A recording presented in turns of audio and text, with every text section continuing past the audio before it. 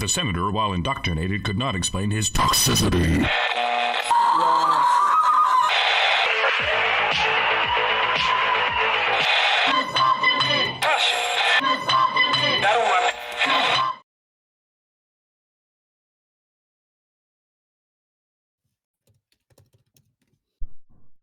Allison. Oh, I was starting the intro. Oh, sorry. Yeah, you always do. I don't.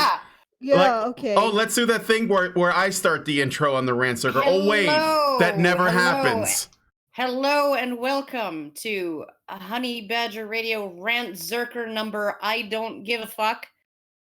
We've already messed it up, and I think it's just time to Let me see if I can do it from memory. Let's take a bow and just walk off the stage. Yeah. No? Nobody has that pratfall music they could play. I don't even want to attempt to do it. Okay, so coming to you live from deep within a windy, and actually now it's just snow. Lots and lots of snow. We are now in winter, period. And sometimes also sunny, radioactive meme land. We are the something of the apocalypse. Coming to you, okay, whatever. Let's just do this. Yeah, let's just get started. Lindsay Ellis, otherwise known as the Nostalgia Chick, has delivered her great wisdom, and I'm sure right now, if she knew that we were talking about it, she would call us Nazis. Yes, well, because we are all Nazis now, Allison. Yeah, I know. That is actually a little disturbing. Well, Nazis aren't all bad. They love pets. They really like the whole idea of animal welfare. A lot of them are vegetarians. They're for universal state-funded health care.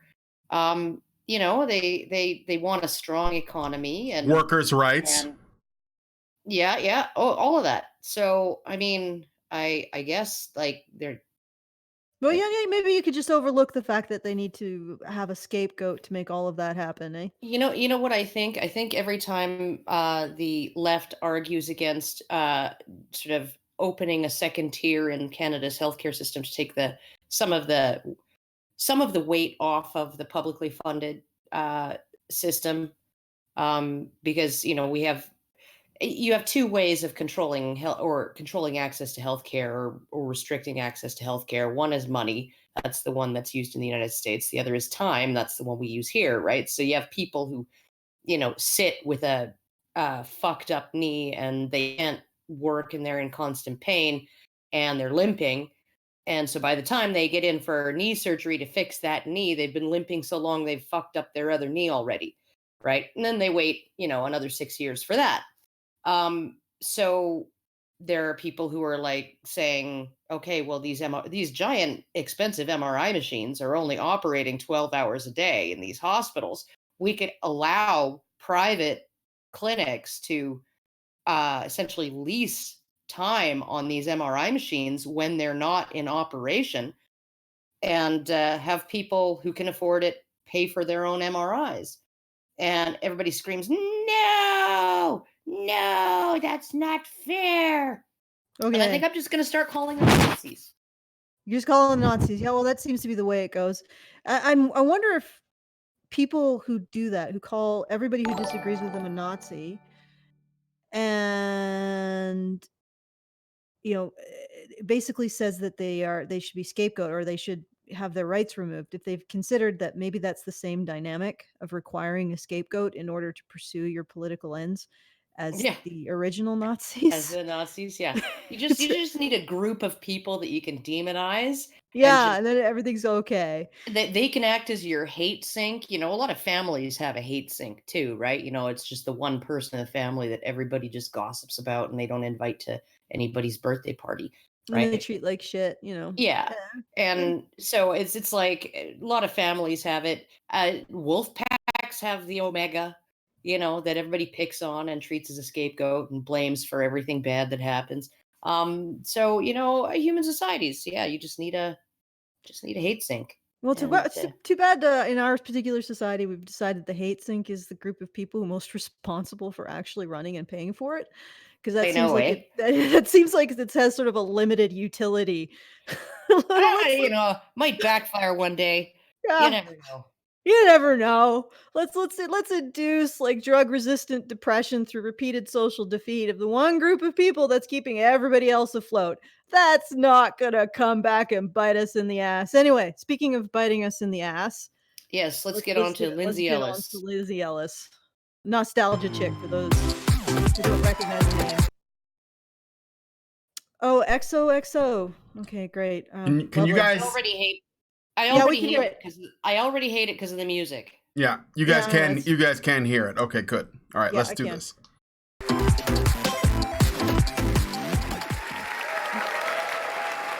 Woo! I have a mark. Hello, how is everyone? Do you really care? Like really?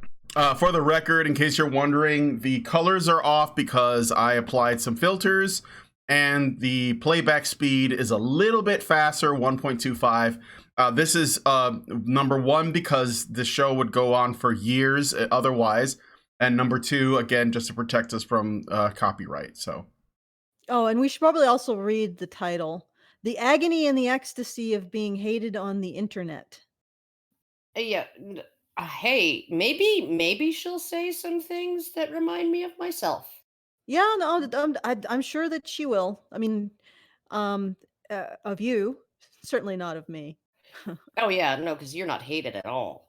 Oh God, no. I'm not Eh, regularly called the worst thing about Ev- Honey ev- Badger Radio by the people who watch everybody, it. everybody loves Alison Teeman. Oh, that's Everybody. right. In Yeah. particular, a large corporate what the heck Entities. Yeah. entities that control most of the conventions in North America. They don't hate me, and Border Patrol just loves me. You know. Okay, all right, let's keep All going. right. I'm gonna have a fun talk.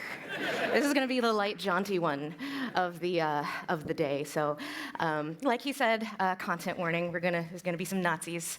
Okay, just a second. But Just a second. All right, so this is not light and jaunty. You're actually taking. I mean, Well, she's being sarcastic. no, She's no, no, being no, no. sarcastic, but she's going. Yeah, I know because she's about to describe how being hated on the internet is extremely stressful, and she's right. It is. It is extremely stressful. It's very I don't find anxiety it that inducing. bad. Well, I mean, yeah, It's you're not a as bad as weirdo though. laundry day. Okay, but you're a bit weird. And I don't know if you've actually experienced having like a Twitter mob Oh you. yes, I have. Oh yes, Okay, I indeed. have. Don't you All right. remember me putting up that infamous video That shall not be about named. he who He who shall shall. not be named? And and then I just got absolutely mobbed by all of his freaking Spurgy fanboys. Oh yeah, that's right. Yeah, so you do. Well, okay, fair That enough. was fun. Oh my So god, I'm that was just fun. thinking, like, the thing is that I just defended Jordan Peterson when he was upset at man's inhumanity towards man on Twitter, or woman's inhumanity towards woman on Twitter, and he was actually, upset. Like he was crying. He was concerned over the behavior that was occurring, and I didn't mean to negate the fact that you have indeed experienced that. I don't know. I just don't take it to heart. Maybe I'm Yeah, I just know you like don't take it to heart. I think that you have an unusual of confidence over, not I don't want to say unusual. You have a good level of confidence over what you say. no, I actually think it's quite unusual level of confidence in terms of Because the what things Peterson that I was say. describing Yeah. was, you have this mob come after you, and because you're a human being, a normal human being, if there's a whole bunch of people telling you you're wrong, you sort of say, well, maybe I am wrong, and you have that kind of reflection. And and the point of the mob is to try to force you to take the L, as they say, or take the loss, and agree with whatever assessment that they've created about your actions or your words. And he's talking about the process of self-doubt and how excruciating that can be in the Yeah. face of that kind of persecution. Now, the question here is, w- he would he described asking himself, did I say something wrong? And then he also explained that he realized that apologizing was the worst thing to do, because if you're not wrong, apologizing does not make it better, and you've just sort of betrayed yourself by apologizing. And then he went on to describe how it's an upsetting experience. He feels for the people who go through it, and he gave some advice about, just stepping away for 2 weeks, because it'll take 2 weeks for people who want to defend you to come out and start saying, "Hey, this is nonsense." And so I mean, I can appreciate the anxiety and the depression and whatever else that she's feeling as a result of being mobbed.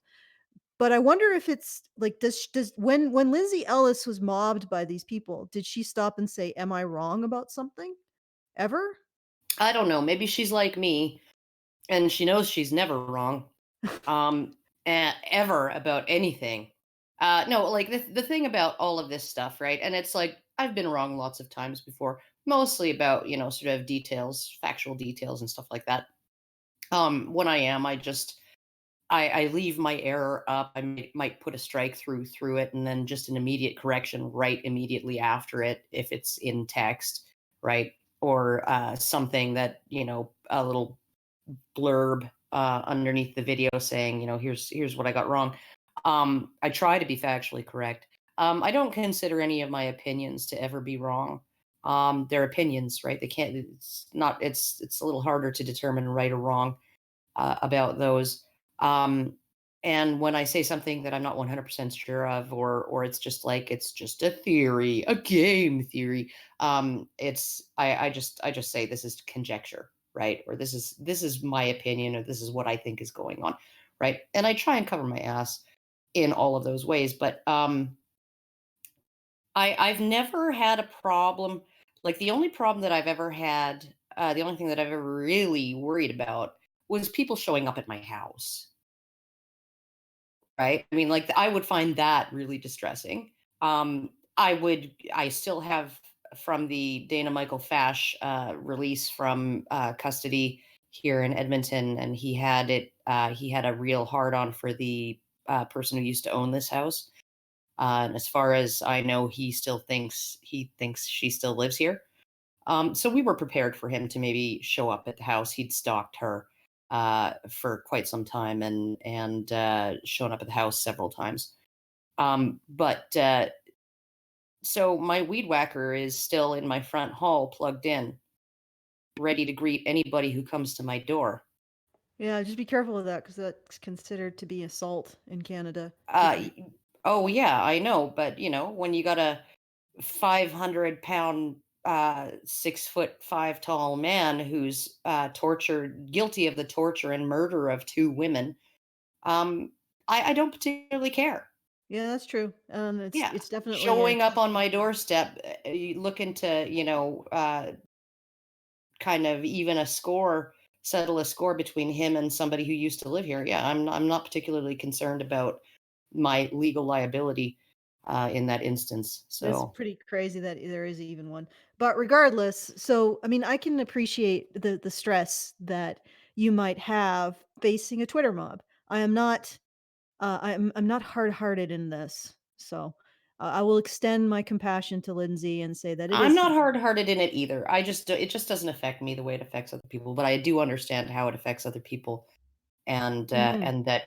uh, and that like not just the emotional psychological effects of the mobbing, but the worrying about whether you're gonna be fired from your job, and the worrying about whether you're gonna be doxxed, and people are gonna show up on your lawn, and Tucker Carlson your ass, and all of that, right? Like there's lots of things to worry about when the struggle session on Twitter starts, right? Mhm. Yeah. You know, So I mean, like I said, I will recognize her anxieties, and and anxiety is one of the worst things to deal with. I recently heard of a study where doctors looked into whether or not patients would get rid of chronic pain or chronic anxiety, and the overwhelming response was they would rather keep chronic pain and get rid of chronic anxiety. So anxiety is one awful beast. So in that sense, Lindsay, you have my sympathy. But let's continue. Let's go on. That's just the internet now. It's great. What a time to be alive. I love it.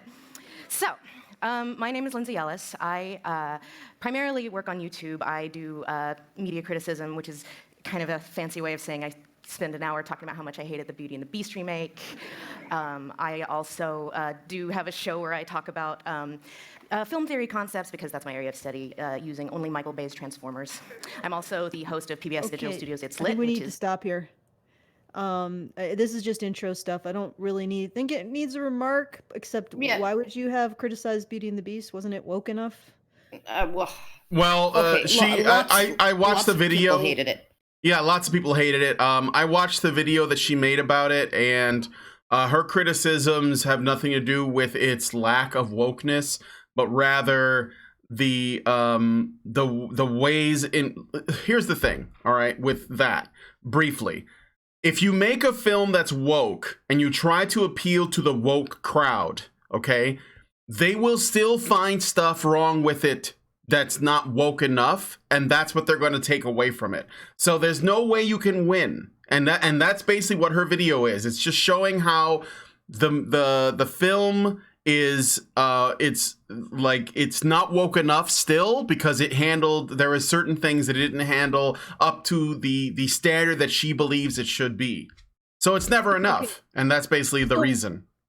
So what she was saying was that it wasn't. What isn't that what I characterized it as? That she wasn't woke enough.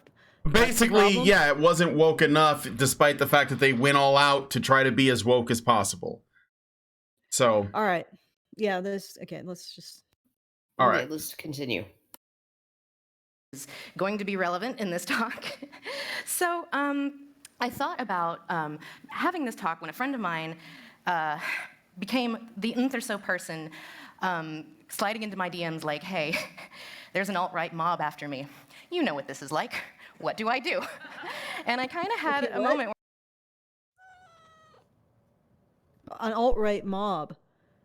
After her, okay, so I'm a little bit hazy on the time. Okay, so she's got a friend who asks her advice, says Lindsay, there's an alt-right mob after me. You've been through this before. What do I do? Okay, got it. Let's move on. Where I'm like, wow, this keeps happening, where people ask me advice on how to deal with bad faith hate mobs from, let's be nice and call them diet Nazis. And it kind of made me realize that there aren't really any resources for that sort of thing. Was that being nice? Yeah, diet Nazis is being nice. Yeah. Also, they're the ones in bad faith, apparently. Diet Nazis. What the fuck does that mean? I have no idea. Is it like it simply means not like she doesn't want to outright call them full on gas the Jews 1488 so Nazis. Like she's basically saying, yeah, the Diet Coke of Nazis. That's all. Okay. So she doesn't want to totally dehumanize them. Nazi light. She should have called. She doesn't want to completely dehumanize them. Just not shove them in a gas chamber, dehumanize them. Just take away their rights, dehumanize them. I gotcha. So that's Nazi light. So Nazi light or diet Nazi equals take away their rights, their human rights. A regular Nazi would be put them in a gas chamber.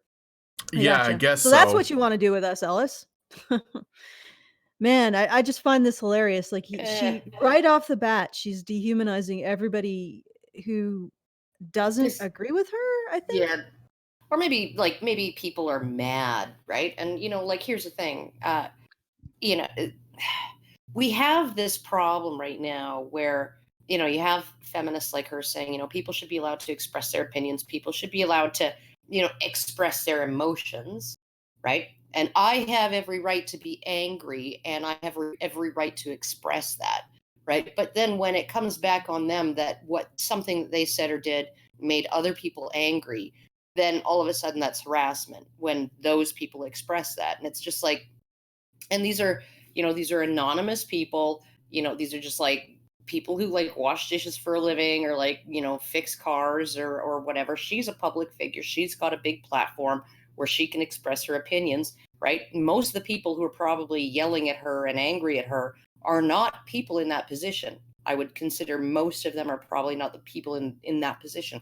And so really her dehumanizing them is or if she's treating them, and I do actually reserve the right for people in positions, where they have a public platform and stuff to hit back when they're unfairly attacked, right? I defend that right, the right to do so, right? But you can't call it not punching down if it's just a big swarm of freaking, random accounts on the internet. Like these are these people who just have normal jobs. They don't have a freaking they don't have a Patreon. They don't have sponsorships. They don't have Yeah, maybe they don't have a wide reach. And in yeah. fact, if you think about it that way, Lindsay Ellis calling them Nazis is more likely to end in their death than them saying that they would rather her go back to her previous work.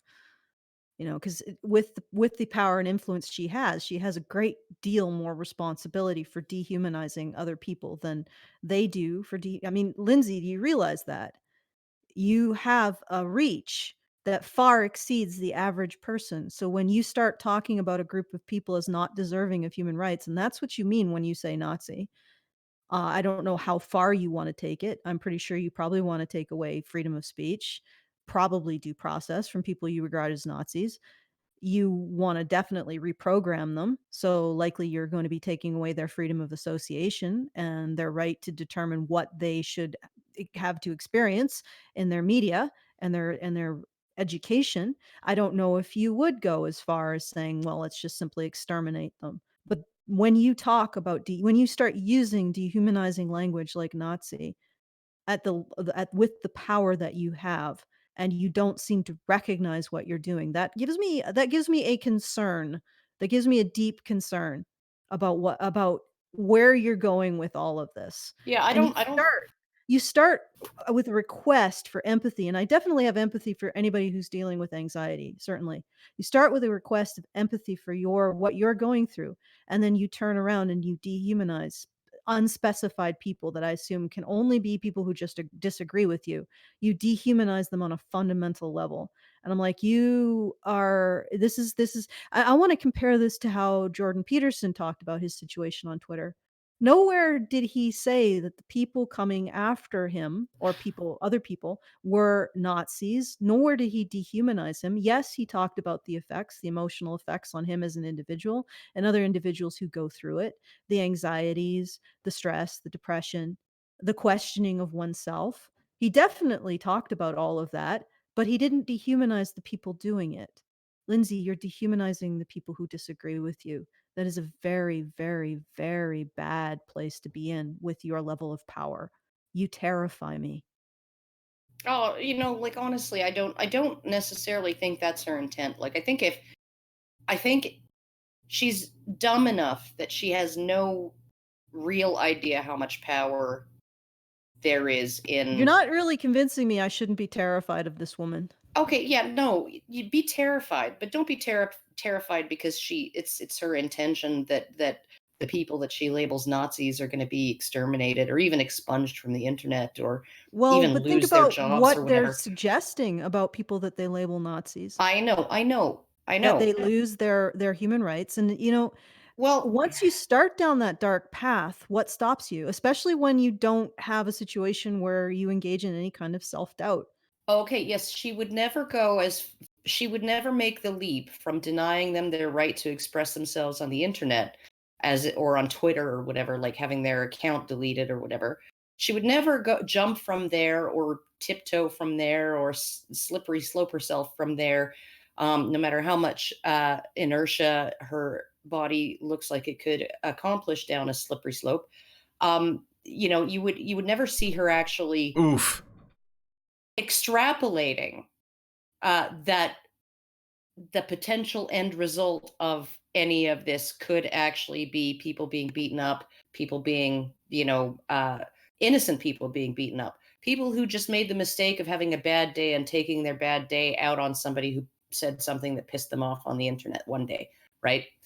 And this is one of the things that's the huge danger of Twitter, right? Because I mean, even if I pissed off my neighbors to the point where they gathered on my lawn, there'd only be like 40 of them, right? Saying, clean up your yard, you bum, right?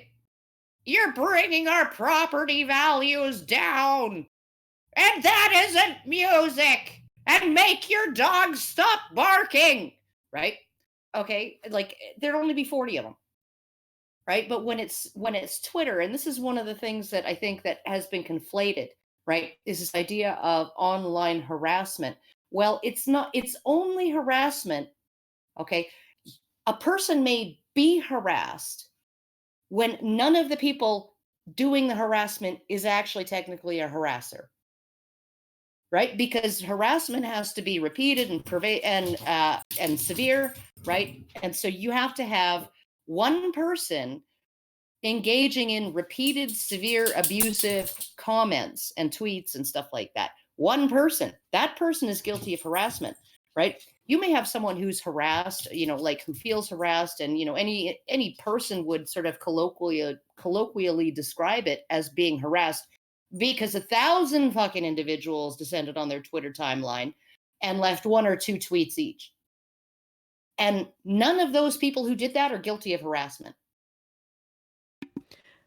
Yeah, I mean, this is sort of like drifted a bit from what I was trying But to okay, get I at. know what you were trying to say, right? But I don't think she's a mean person, Well, right? she may not be a mean person, Karen, but the results of I what just think she's she's doing. too dumb to see where her proposed solutions are going to lead us.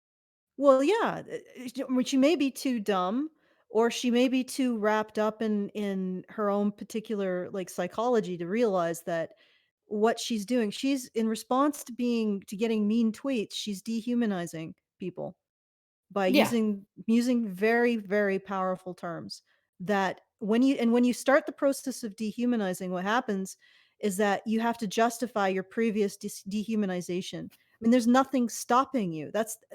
Dehumanization is the slippery slope, because there's nothing stopping you from dehumanizing people more and more and more in order to justify previous dehumanization.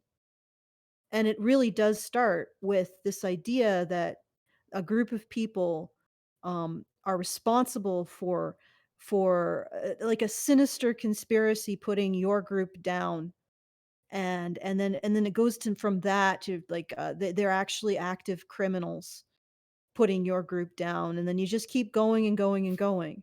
And that whole process does terrify me. Perhaps I should put it differently. Lindsay Ellis doesn't terrify me, but the fact that people like her are going into this process of scapegoating and dehumanizing large swaths of their countrymen, their fellow citizens on earth, that terrifies me.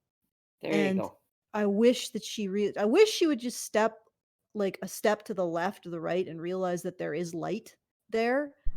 And she Or doesn't have to outside of her see own it. ass, because that's a lot of the time when this happens, is because people are so not just, and I don't mean to like take away from her anxiety problems, but if you have severe anxiety problems, then maybe you should consider the way you interact with the internet so that you don't invite any issues, because people are gonna people.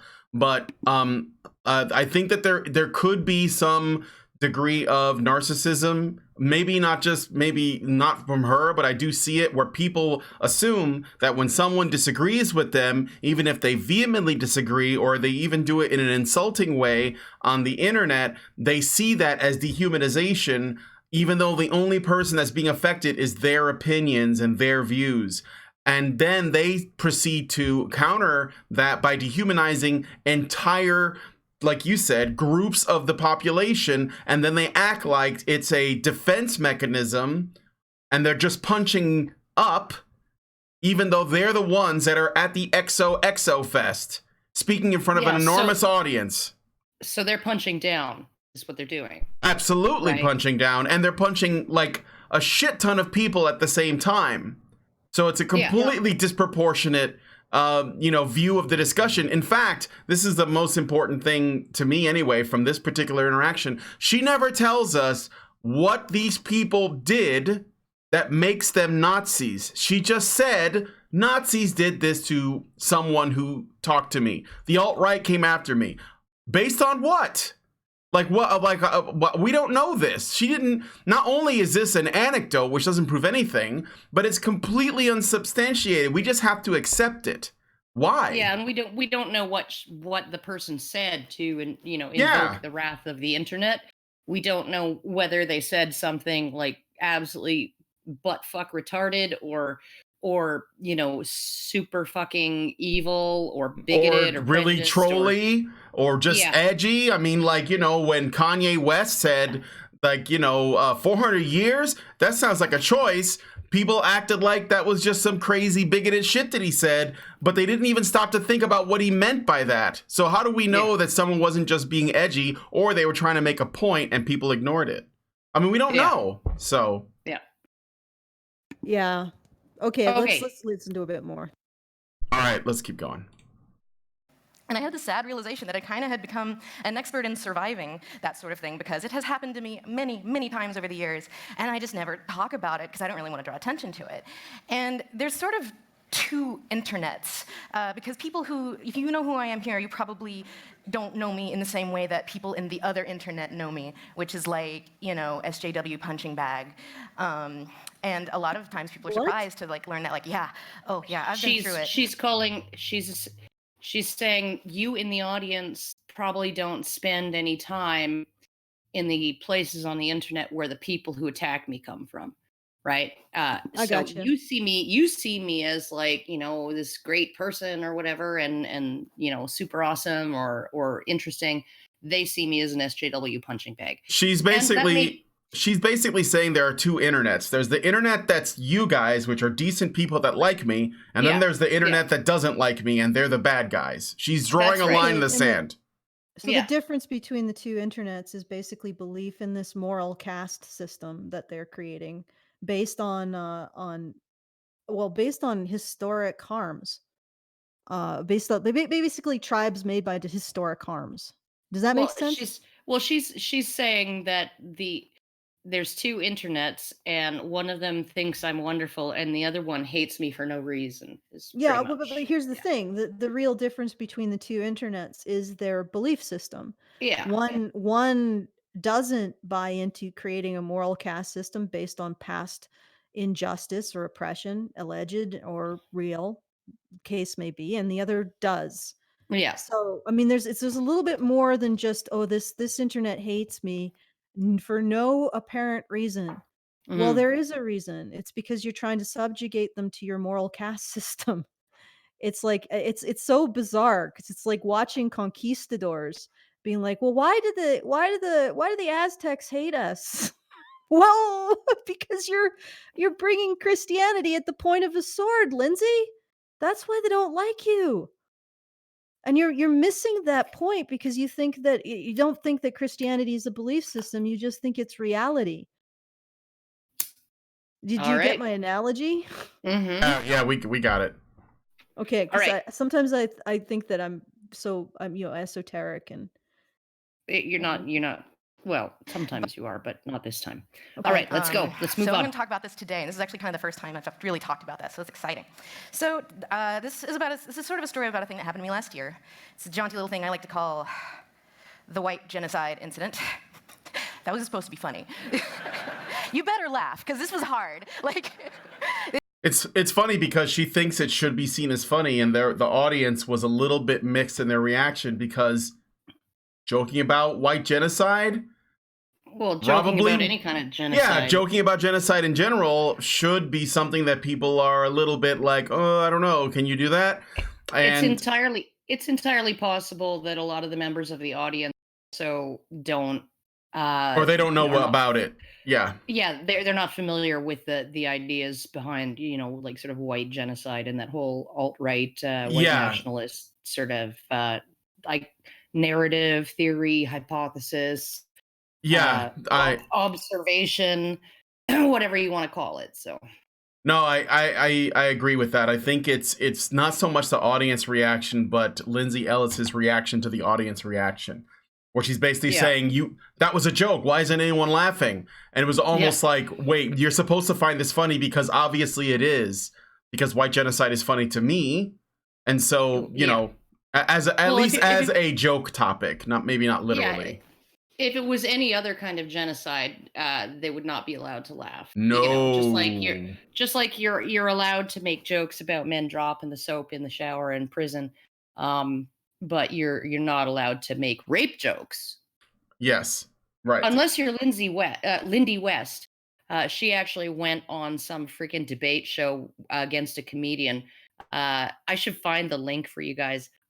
Where she was arguing that it's never okay to make rape jokes, and in the middle of the debate she made a rape joke by accident. and then laughed. Mm-hmm. Yeah, and the audience laughed, and everybody laughed. Yeah, And she was well, like, "Oh shit, rape jokes just- can Yeah, be you funny. sort I just made a rape joke." Yeah. You Yeah, just disproved your entire thesis. yeah. All right, let's continue. This was a really kind of dumb thing that happened last year. And it all started with a Twitter joke about a YA novel that was published 2011-ish called Save the Pearls. Is anyone familiar with that? YA equals young adult for anybody who doesn't know. Yeah, which is pretty much the only medium that the media seems to care about these days. The YA industry. Well, because young adults are so much more easily indoctrinated than grown-ups. That's true. It's actually YA novels tend to actually be more so even directed towards young women. Young adult novels, the protagonists are anywhere from like 14 to 18, but the target audience and the primary readership is usually between 9 and 12. Mm. Yeah. It's basically like, I think, I mean, it existed before this, but Harry Potter is what made this kind of big, right? I believe so. The Harry Potter books started off as kids' books, but as the audience for the books grew older, the books themselves became more mature. Yeah, that's true. But young adult, it's actually been hot. Harry Potter really did add to it, but it's been a hot genre for a long time. And that's essentially, you remember the movie Holes? Yeah, yep. That was based on a young adult book. My kids were made, had to read it in junior high, my older two. There's all Judy Blume, right? She wrote so many young adult books that we had to read when we were in school. And the reason why they've always been sort of a going concern within publishing is because you have to assign some kind of appropriate fiction for kids to read in school, right? You just have to, right? So and kids become tweens and teens, and they need to read things in junior high and analyze the fiction and stuff like that. And so there's always a market for them. They didn't tend to go blockbuster to the degree that they did after Harry Potter, and then you had Aragon and all kinds of different sort of fantasy seemed to be really big, really, really big within the young adult thing. But I mean, you've always had Jerry Spinelli's out there and stuff like that. So yeah, yeah. I think Twilight was young adult too, wasn't it? I don't know. Okay, well, anyway, moving on. So Save the Pearls is it's a self-published YA novel about where white people are the oppressed class and black people are the ruling class. See, it's sunnier now, and they got that melanin, see? So that's sort of something I kind of like to come back to every now and then because I think it's funny. And the original tweet Okay, that... just a second. I'm gonna wade into this morass. All right, Lindsay, do you believe that there should be Black-only scholarships, that services, etc., to correct the injustices of the past? If you do, then yes, you are actually creating an elevated citizenship versus another one. And there are certain disadvantaged white people who sort of take umbrage at that because they haven't been advantaged now or in the past, and they're going to be overlooked. I mean, you can do that. Well, I don't think that a particular, I'm not even going to say that this particular young adult novel was making that point, right? Mhm. I'm going to say that this young adult novel, I have known nothing about it, but it could very well have been one of those sort of thought experiments that tries to convey to the white reader what it feels like to be an oppressed person based on race, right? That may be all it is, right? That this is like the movie Black Like Me, and that was from a book too, wasn't it? Like that where you want to have the white reader identify with the black experience, and so you swap the races and write a story based on that, right? that could be all this was, right? But in the age of race fail, which happened around 2009 and became a massive shitstorm, in which in the fiction community, I caught that at the tail end of my writing career, essentially. But the consensus of the writing community uh, at that point, after all the chips had fallen and all the dust had settled, was that white authors have a responsibility and an obligation to write characters of color while simultaneously having no right to write characters of color. And that seemed to be the consensus. That seemed to be, so you're not allowed to write characters of color because you'll fuck it up, but you should feel guilty about having not done it. That seemed to be the Yeah. general sentiment of the community. What I find ironic about all of this is that like, for example, there was a kerfuffle, I guess, a year ago about men in RCMP recognizing that they were being looked over for promotions, specifically white men, and they had a concern about that, and then it became a whole scandal that on an anonymous survey, like half of the white male RCMP officers were like, well, we have a concern over the fact that we're not going to be getting promoted. And what ended up happening is that people were basically admitting, yeah, that is the case, you won't be promoted, but you can't actually have a concern about it or talk about it or recognize it. And really what they were saying is it would have been nice to know that before they went into the RCMP, that they wouldn't be getting promoted, and that other people would be put over them based on factors of race and sex.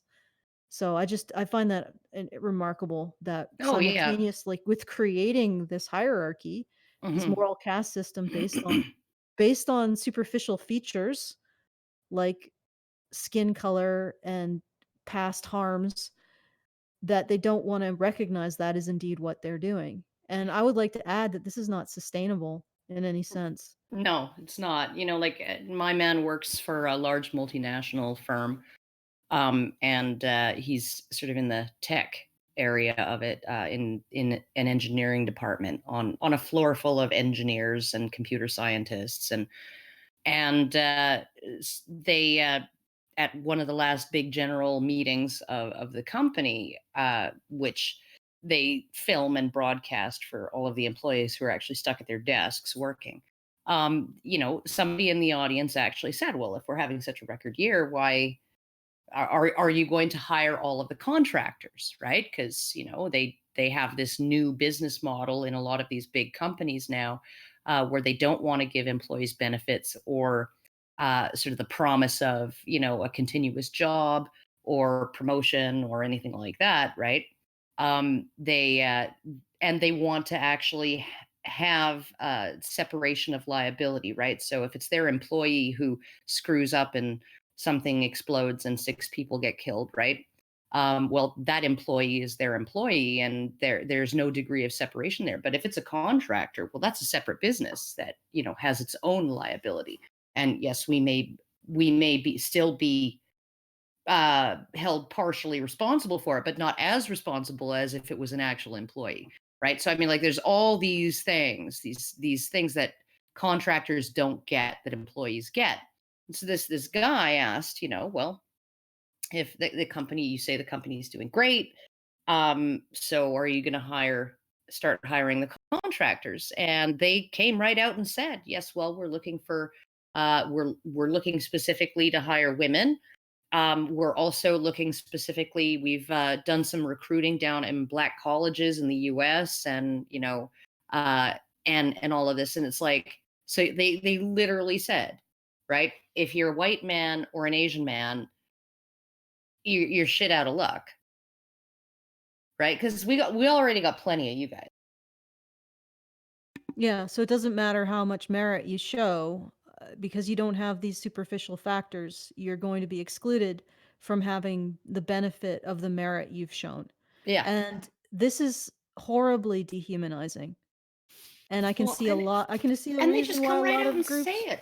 They come Yeah, right out and say it. but then at the same time with the RCMP officers, the men who recognize they're being excluded can't actually have a concern about it or even recognize it. They're not even allowed to say, yeah, this is something that we have to deal with and live with. They just have to, they can't even have a right to their own thoughts about being dehumanized. And this is dehumanizing. This is massively fucking dehumanizing.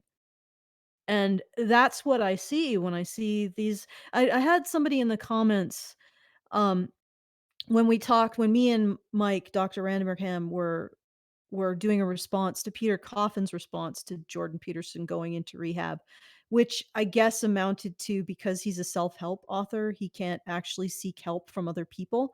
And if he does, his self-help is thus invalid, which doesn't really make sense to me, but regardless. But there was one individual who's talking about how he feels targeted because he's on the left. And I'm like, well, I'm sorry that you feel targeted, but it's the left that's promoting this massive, massive juggernaut of dehumanization. Like, if you really think about it, how many people is the left dehumanizing at this point in time? Everybody who identifies as a conservative and a libertarian. Everyone who doesn't agree with them. That's way more than people who are conservative or libertarian. Yeah, That's and people Everyone who that voted for includes. Trump. Yeah, well, that includes people on the left as well. That maybe they just didn't vote, for Hillary, or maybe they're just critical of call-out And culture. they think that this massive juggernaut of dehumanization that they're creating, they think it's, well, first of all, they think it's justified. And they have absolutely no self-doubt about it. And it's like, I can't in good conscience not point out that this is happening.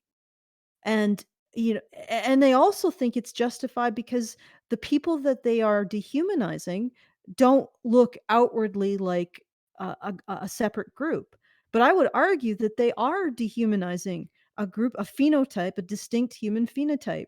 Part of it is religiosity tends to have genetic factors.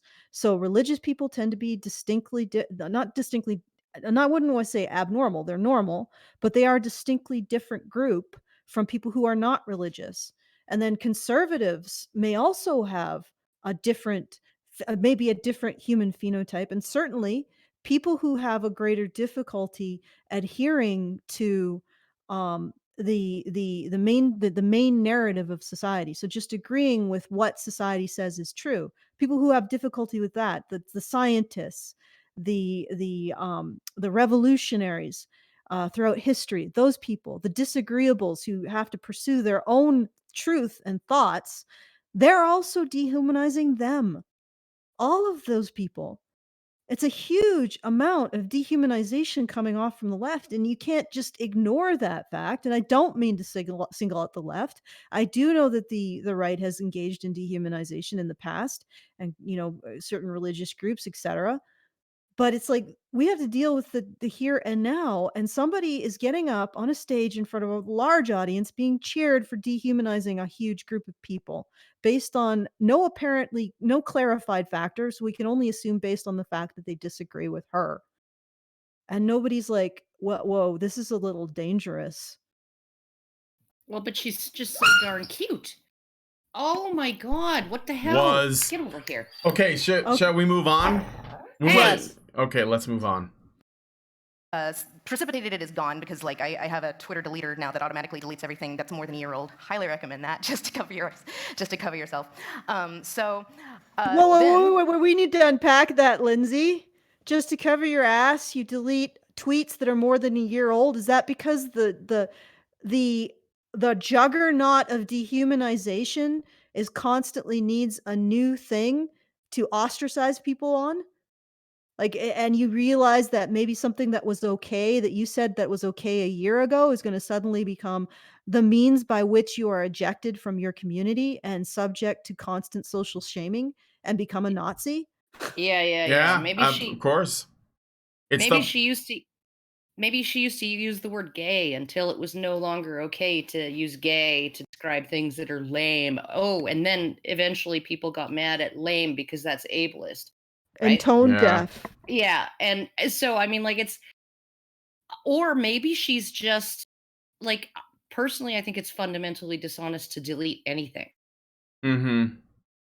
I would not delete anything unless I had accidentally revealed somebody's private information, or even then, I would make the video private long enough to blur the information, Yeah. right, and then put it back up, right. I'm not interested in erasing my mistakes, right. I mean, like, of Mm-hmm. course I'm going to make mistakes. Everybody does. Of course I'm going to get things wrong. Everybody does. I'm not interested in erasing them. um, because I think it's just fundamentally, that's why I correct errors the way I do. Like, not at the bottom of the blog post, but right where the error occurred, and in red text, so it stands out. Yeah. Right? Like, that's how I do things. And so when I'm looking at, oh, I just routinely delete tweets that are more than a year old, like, honey, that is not okay. Yeah. All right, let's move on. As I'm joking about this, one of these people slides into my mentions like, well, white genocide is real. And I respond with this tweet, like, heck yeah, it's real. I just got All right, Lindsay Ellis, the we anti-whites are coming for you. Russian Haxor, we know where you live. Sorry, you're I right. I get really excited about white genocide. It's gonna be the best genocide ever. I made a Pinterest board for it. So she's Okay, making a that's joke. actually sort of funny. She's Okay, making a joke about it, but she is also she's doing it to make fun of a guy who said that he believes it's real. Now, the degree to which whether or not you believe it's real is sort of irrelevant, because but let's put it this way. If a black person slid into her DMs and said black genocide is real, or any Or other kind of, cops are shooting black people yeah, just because they're black or whatever. Yeah. yeah, or some other claim that basically doesn't revolve around white people at all, would she be able to make this tweet and get on XOXO Fest? I would say no. Yeah. No No. fucking way. Well, So and the fact that she's able to do that only serves to make the people who were critical of what she was saying before more upset, because they can see that this is something that's okay to joke about, which they find really troubling. Because normally, if we're treating everybody equal, you can either joke about all of this stuff or none of this stuff. Yeah, Yeah, it goes or back to the dehumanization.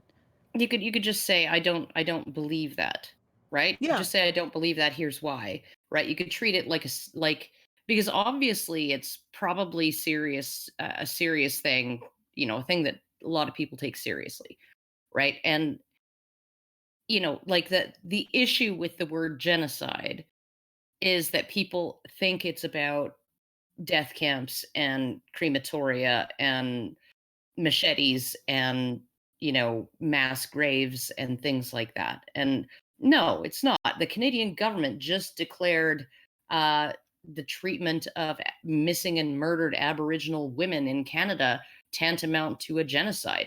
Mm-hmm. They just declared that, and it's like, okay, but uh, we aren't killing them. It's mostly Aboriginal family members and community members that are killing them. Their solve rate is like 2 percentage points lower than all Men? women's solve Oh, rate all women. in Okay. Canada, right?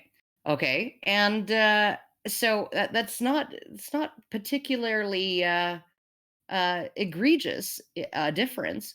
And on top of that, there was a woman. She is Aboriginal, and she's worked with the government. She spoke at the conference in Toronto just at the start of August here. She said that one of the things that she discovered in her research into this, and this was not the first inquiry into this matter. There have been several federal inquiries over the last 40 years, right? She discovered that when Aboriginal women go missing and the police find them, a significant proportion of the time, those women say, "Don't tell my family where I am," because they're abusive. Mm-hmm. Okay. And the other thing is, I thought a genocide was based on genetic factors. Wouldn't that also have to necessarily include Aboriginal men for it to be a genocide of Aboriginal people? Yeah, you would think. You would Yeah, think. they But still won't include um, Aboriginal men in that discussion. Yeah, But I mean, for our relevance to this is we have worked with groups who've been trying to get the inquiry to include Aboriginal men, who are something like 3 to 4 times the number of victims as Aboriginal women. But of course, they're not including them, and that's actually really belies the true morality of it. The reason why they don't include them is yeah, because people don't care as much. And the reason why they don't care as much is it's because people don't actually care about Aboriginal people. They just care about women. women. Yeah, it's And how are you going to actually change the racism if you're not actually addressing it? You're just agreed. choosing to focus on those victims that we will care about because they have a feature that we have concern for, which is Hmm. femaleness. Hmm. But Yeah, like the ones that are the Aboriginal men are the true, like in our minds, they're the true Aboriginals because they have no other feature that accounts for or overcomes the taint of being Aboriginal. And I'm saying that and I don't believe it. I'm actually quite disgusted by this entire process because it never really addresses the true racism, because it ignores the fact that the real reason why we care about Aboriginal women is not because they're Aboriginal, it's because they're women. it gets worse than that. If I understand correctly, I talked to Robert Samry about this, who works at Cafe.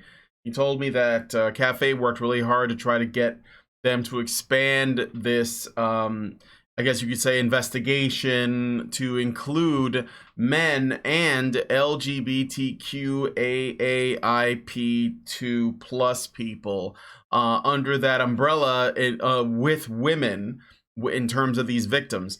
And after a lot of hard work and lobbying, the government decided to include the LGBTQIAAP2 plus people, but not the men. Yeah, So they yeah, included everybody except heterosexual, cisgendered men. Aboriginal So they men. included everybody who had another factor, another victimhood factor, but not So the it's ones whose only victimhood factor was being Aboriginal. Doesn't that really say what they I think about know, and Aboriginals? feminists complain that men are the default. They complain yeah. that it's unfair to women that men are the default. Well, when you're the default Aboriginal and you don't have any of those extras, you don't have any of those bells and whistles, you don't get included. Mm-hmm. There you go. Yeah, Even though and you're that the really majority of the speaks. fucking victims. That really speaks to the truth of it all. Because when they do that, the reason why they're doing it is they don't really actually care to address the racism or the potential racism or the disenfranchisement of the system, which might not even be a result of racism. But they don't care to address that. They just want the prettiest victims. There you go. The Okay. most perceived to be marginalized, right? It makes me Well, think that's- that. And I think honestly, Mhm. what complicated it too is that if they had included Aboriginal men, they would have to actually uh, place a greater acknowledgement on the fact that uh, there is like a significant portion of these murdered Aboriginal women are murdered by Aboriginal men, right? And that introduces a confusion that they don't want to deal with, sort of a conflict that they don't want to look at. And so I think that But that's if it's a probably conflict that they don't want to look at, here's the problem. If you have a problem, here's the problem with having problems. If you have a problem and you refuse to look at certain facets of that problem, you will never solve it. So if you're agreed. presenting Aboriginal women as being victims of a genocide and not actually looking at what's going on, you're actually okaying their them continuing to die from this problem, What and I you what will I never find solve it. absolutely astounding is describing it as a genocide when it's primarily their own people that are killing them. Mm-hmm. Yeah. And You in know, in in this instance, Lindsay Ellis, it would primarily be people killing white people. it is. You know? So it's sort of a similar situation. I'm pretty sure the white genocide, if it were to occur, would likely be, one group of white people killing another group of white people. Let's Well, it'd be leftist whites versus conservative whites, right? Like they did uh in-group bias testing recently, a survey on in-group preference, right? And they found that out of all of the different ethnic groups that they tested, whites had the lowest in-group preference, right? Hmm. Blacks had the highest. But when they actually broke down whites into white conservatives and white liberals, they found that white liberals have a negative in-group preference. They actually they almost completely eliminate the any in-group preference on the part of whites when like, and white conservatives still have a lower in-group preference than blacks, Asians, and Hispanics. They still have a lower one, but it's almost completely eliminated by the liberal whites outgroup preference, you know right? the Hmm. problem here. So go ahead. Sorry, I didn't mean So to. you're looking at a situation where, when you actually take the entire white, I guess, population as a whole, we have almost no average on average. Like there's no in-group preference at all. It's just kind of a neutral, and we accept everybody. But when you look at the liberals, of which I'm guessing Lindsay Ellis is one, there's an extreme out-group preference and a bias against the in-group, and it's only conservatives that are actually are behaving normally, right? Because I Mhm. mean, look at it this way, right? If we are comparable, we're within the if white conservatives are within the normal range, right, of 10 to 15 points or whatever on the scale, right? And blacks are at 15, and Asians are at 13, and Hispanics are at 12, and whites are at 11. Conservative whites are at 11. They're within a range that's, you know, there's Normal. not a big, it's normal, Yeah. right? White liberals, yeah, they're completely fucking abnormal. They do not like uh the rest of humanity, I guess you could Well, say. here's the difference. I think they do behave like the rest of humanity. You just They have to just ask won't yourself. say it. No, that you just no, it's not that they won't say it. You just have to ask yourself what is their in group. And their in group is obviously not related to Race. skin color. It's not related to race. It's related to that what I was saying before. They have it's I think it's mental phenotypes. They have a particular mental phenotype um that is them, and then every other mental phenotype, which you could even call them, brain races, they don't like. So for them, the in group is everybody who agrees with their narrative, and the out group is everybody who doesn't, and that does include Black people, Hispanic people, and Asian people, and any other minority group who does not agree with the narrative that they've created, or that their Which is why desire. why Kanye and Candace Owens are no longer really black people to a Yeah, lot of these, and these these white liberals will call them coons and Uncle Toms, and Yeah, it's Yeah. and it really is amazing because you're exactly right. They cease to be Black or Asian or Hispanic or Are you gay or saying that they get dehumanized? yeah, but they cease to be like in for Lindsay, or not Lindsay Ellis. I'm not going to single her out, but for liberals who seem to lack this in-group bias with their own race, when somebody who's part of another race doesn't actually agree with them, suddenly they're not part of the group either. Do you notice that? yeah, yeah, Because their group, their tribalism is about their narrative, their religion based on this moral caste system that they're creating. yeah. Um, And I think too that this is the more dangerous form of tribalism, right? Because like the tribalism that goes on, in terms of in preference and stuff like that, it just means you feel more comfortable around people who look like you, right? That's all it means, right? It doesn't require any kind of us against them thing, narrative. You don't have to be enemies with your black neighbor.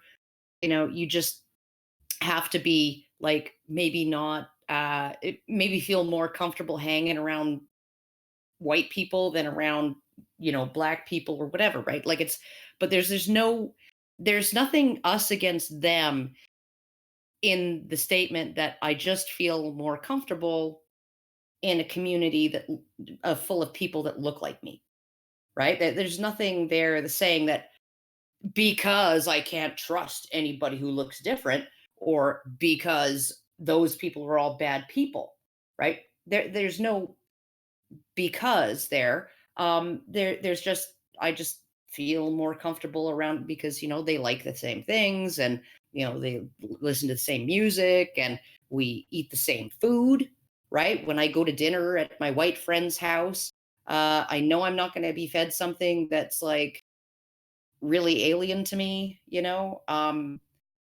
like I might at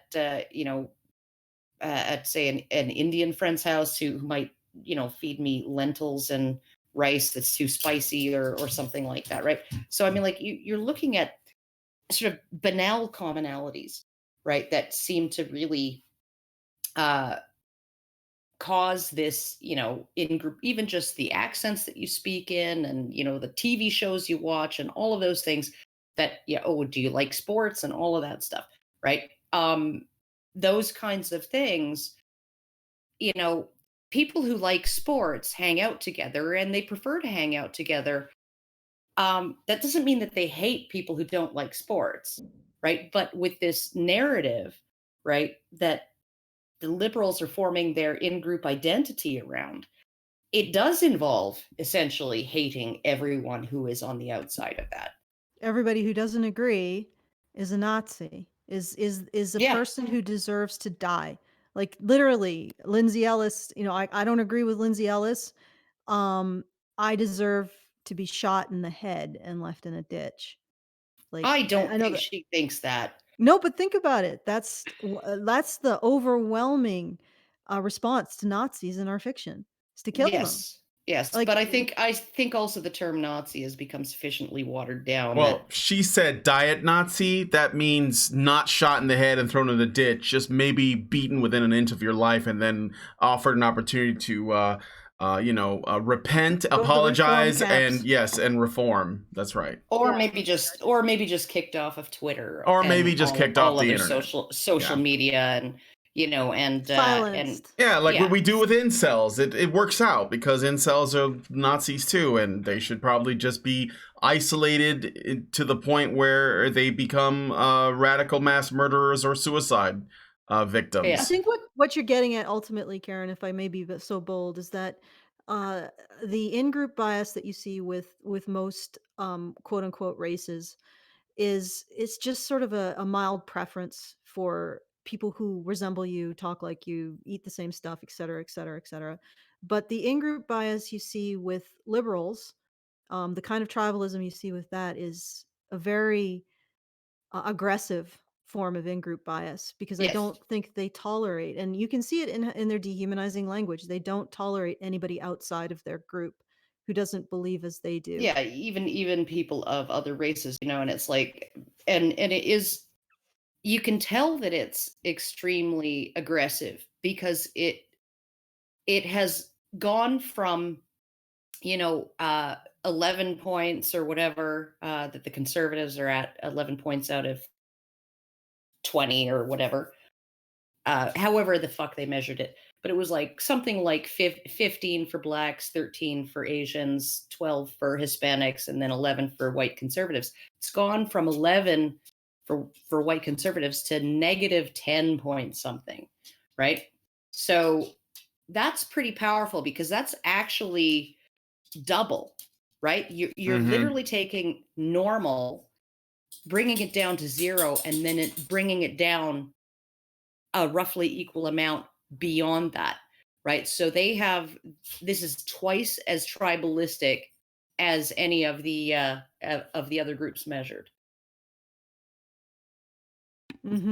Except in reverse. So tribalistic towards their own particular viewpoint. Okay, let's keep going. Let's keep going.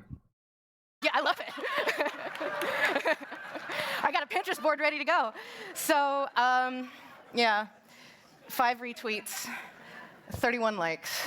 And I think like it's incredibly telling that the name of the account that I'm responding to, and that tweet is also gone, so I don't have a screen cap of it, is Russian Hacksaw.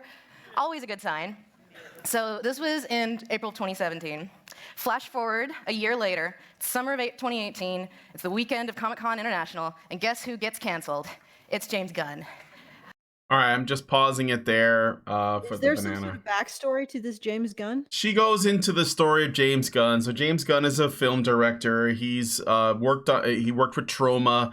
That's mostly what people know him for. Although he's most popularly known for his work on the Guardians of the Galaxy movies for the Marvel Cinematic Universe. James Gunn made. I think he lost his job with Disney because he made borderline or outright pedophilic jokes or something. I can't remember exactly because I didn't follow it very closely. It was just bullshit drama, but he was basically like one of the earliest victims of cancel culture, which is what Lindsay Ellis is starting to talk about. I think that James Gunn gets touted because I think it was Mike Cernovich that went after him, because there was other sort of examples of cancel culture happening on Twitter. And I think that Mike Cernovich was using the weapon of the left, which is cancel culture, against one of their own. And he started that, and that's what people got really upset about. It's sort of like, I think the thing with Roseanne Barr happened around this time too, where she compared a woman to a character from Planet of the Apes, not realizing that woman, well, I think that woman claimed that she was black, and because she's really light skinned. She was Iranian. Yeah, she was Iranian, but she decided that since Roseanne Barr made fun of her by comparing her to a character from Planet of the Apes, she would leverage that, basically make the claim that Roseanne Barr is racist, and got her show canceled. And so I think this kind of happened around that time, but this was like really kicking off. So this is what Lindsay Ellis is doing, is she's sort of introducing this cancel culture. By the way, I believe that all of this stuff we're talking about is a product of that thing that I was talking about a few days ago, where women treat social media in the same way that men treat Call of Duty. So like men, they go on video games to, like to blow off some steam, when they feel like they had a bad day, or they have like they treat it like a game. They treat it like a game. So women go, this is the reason why I think Lindsay Ellis even said, I got 5 retweets, I got this many likes. It's like saying how many, what your KD ratio is, or how many points you got. And what I noticed is how many kill shots, eh? Yeah, how many headshots, right? What I notice is that a lot of the times the people who are the most involved in cancel culture, in discussions around it, in the sort of media storms around it, tend to be either women or sort of like male feminist types that have like a feminine enough mind that they would treat social media like a video game. And I think go ahead, but Alison. It's interesting. Yeah. I want to interject. I don't think they treat it necessarily like a video game. I think, and this ties into something that occurred to me while you were talking.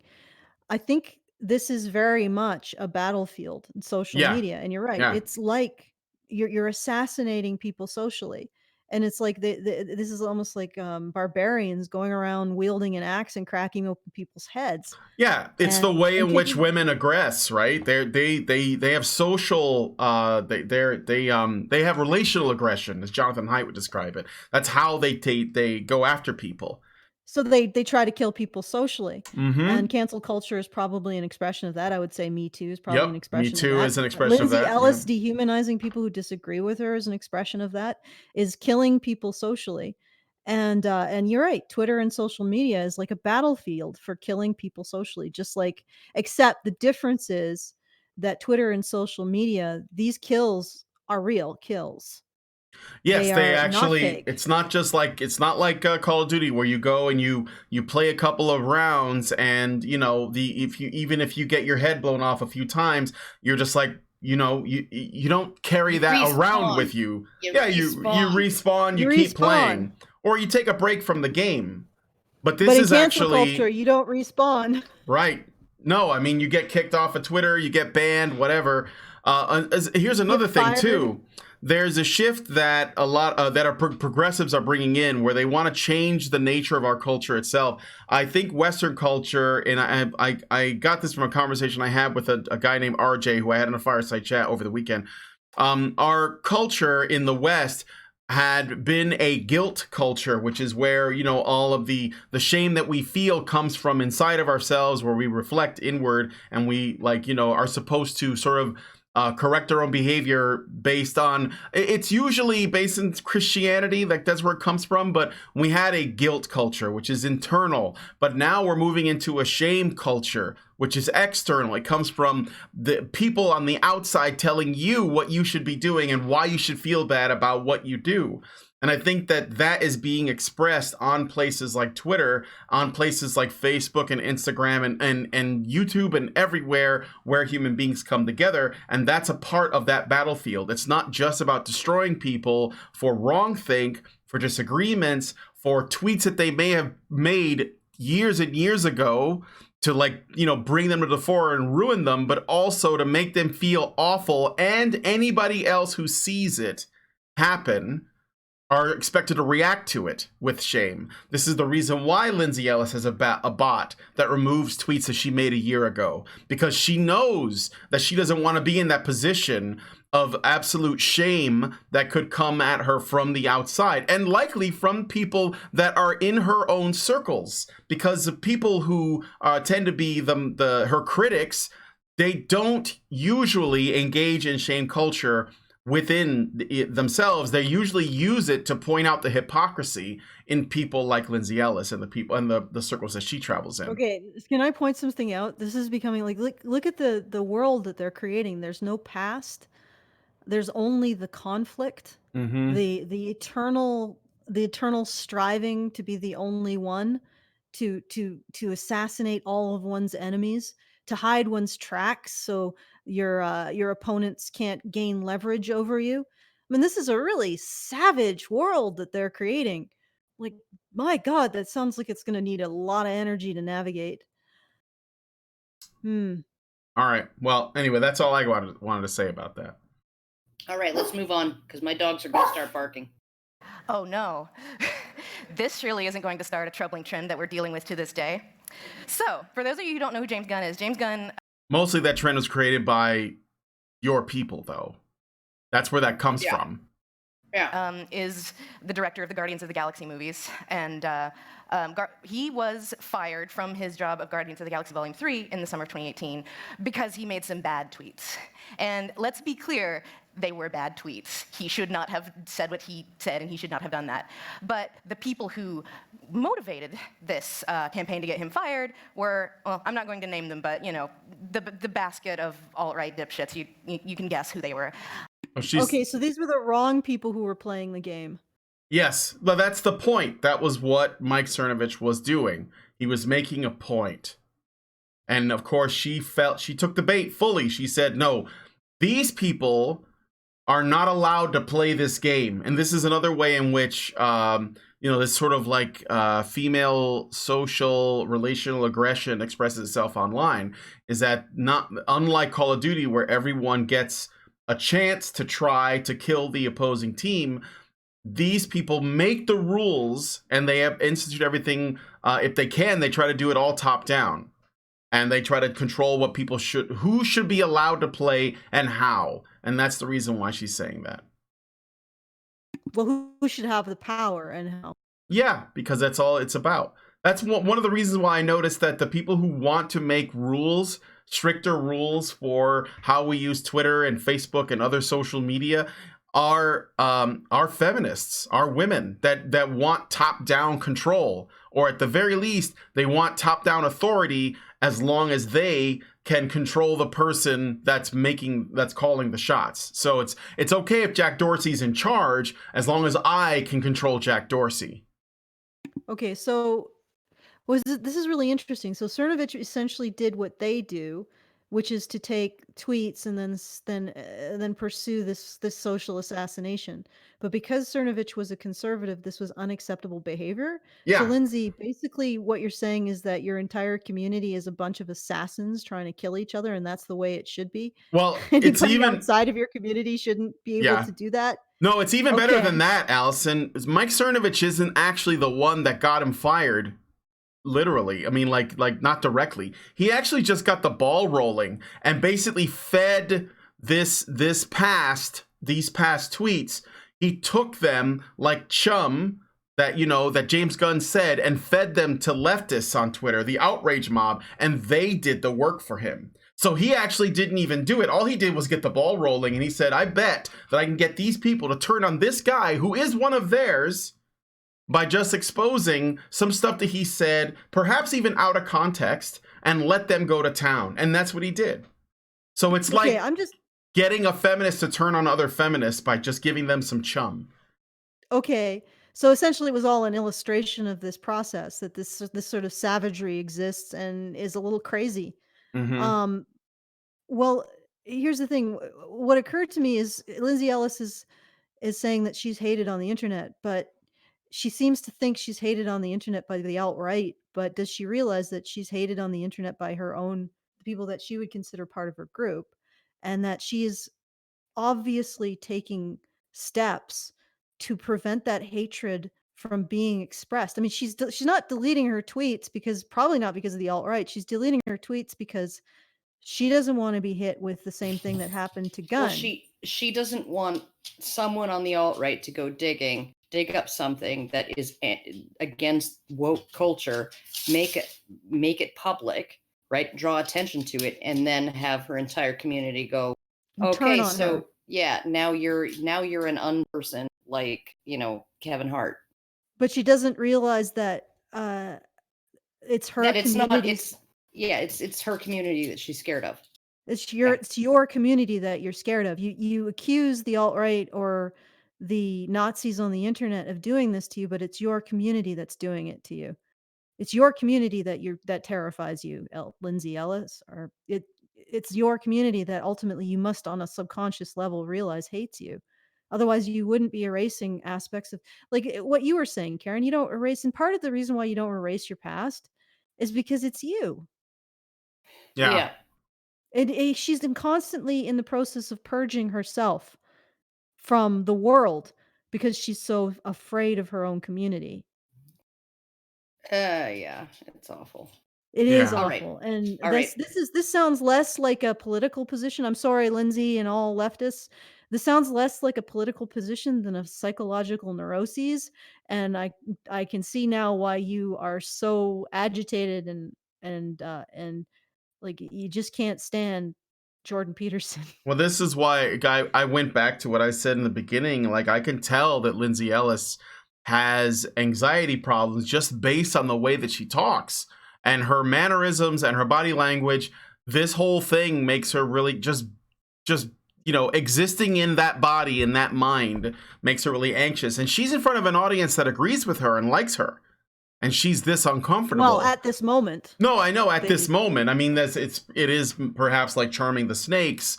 But the point is, at least in this is the most comfortable public setting that I guess she could find herself in, and she's still extremely anxious. And it makes me wonder, the people who are in these people who are in this kind of headspace.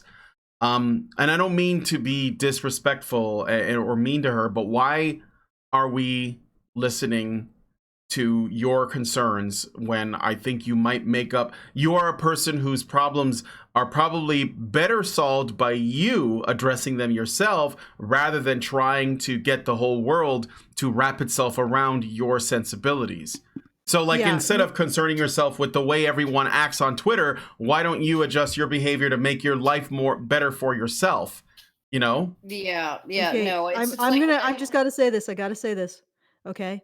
She is proposing or she is pushing, and I would say that she's doing it very strongly because she doesn't seem to regard anybody outside of her particular moral caste system to be human.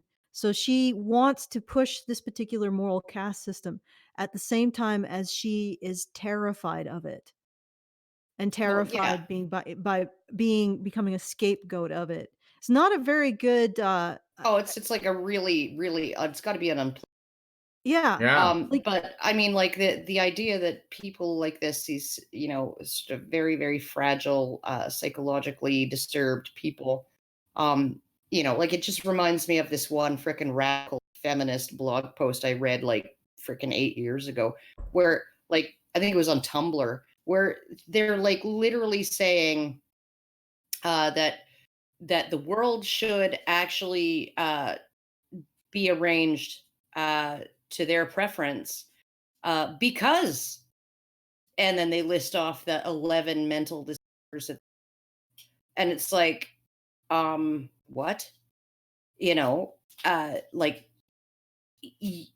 I don't even know if you're capable of living self, right? But you want to be the person who decides what society looks like for the rest of everybody, Mm-hmm. right? yeah.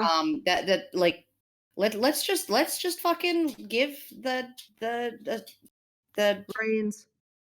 let's give the patients the keys to the asylum, right? Like, Yeah. and Yeah. they can be in charge, right? Like it's insane to me. But another thing that I wanted to actually add, since you mentioned Jordan Peterson yet again in this little brief interlude, and Peter Coffin saying, well, his self-help thing didn't help him, and so it's all junk, right? And he's a failure. And it's like, he's a clinical psychologist, right? Um, he saw patients for years and years and years. If he didn't think sometimes people need help with their problems, I don't think he'd be doing that. Yeah, exactly. It's Like, it's it's ridiculous. It's like saying you're a cop, you can't be a victim of crime.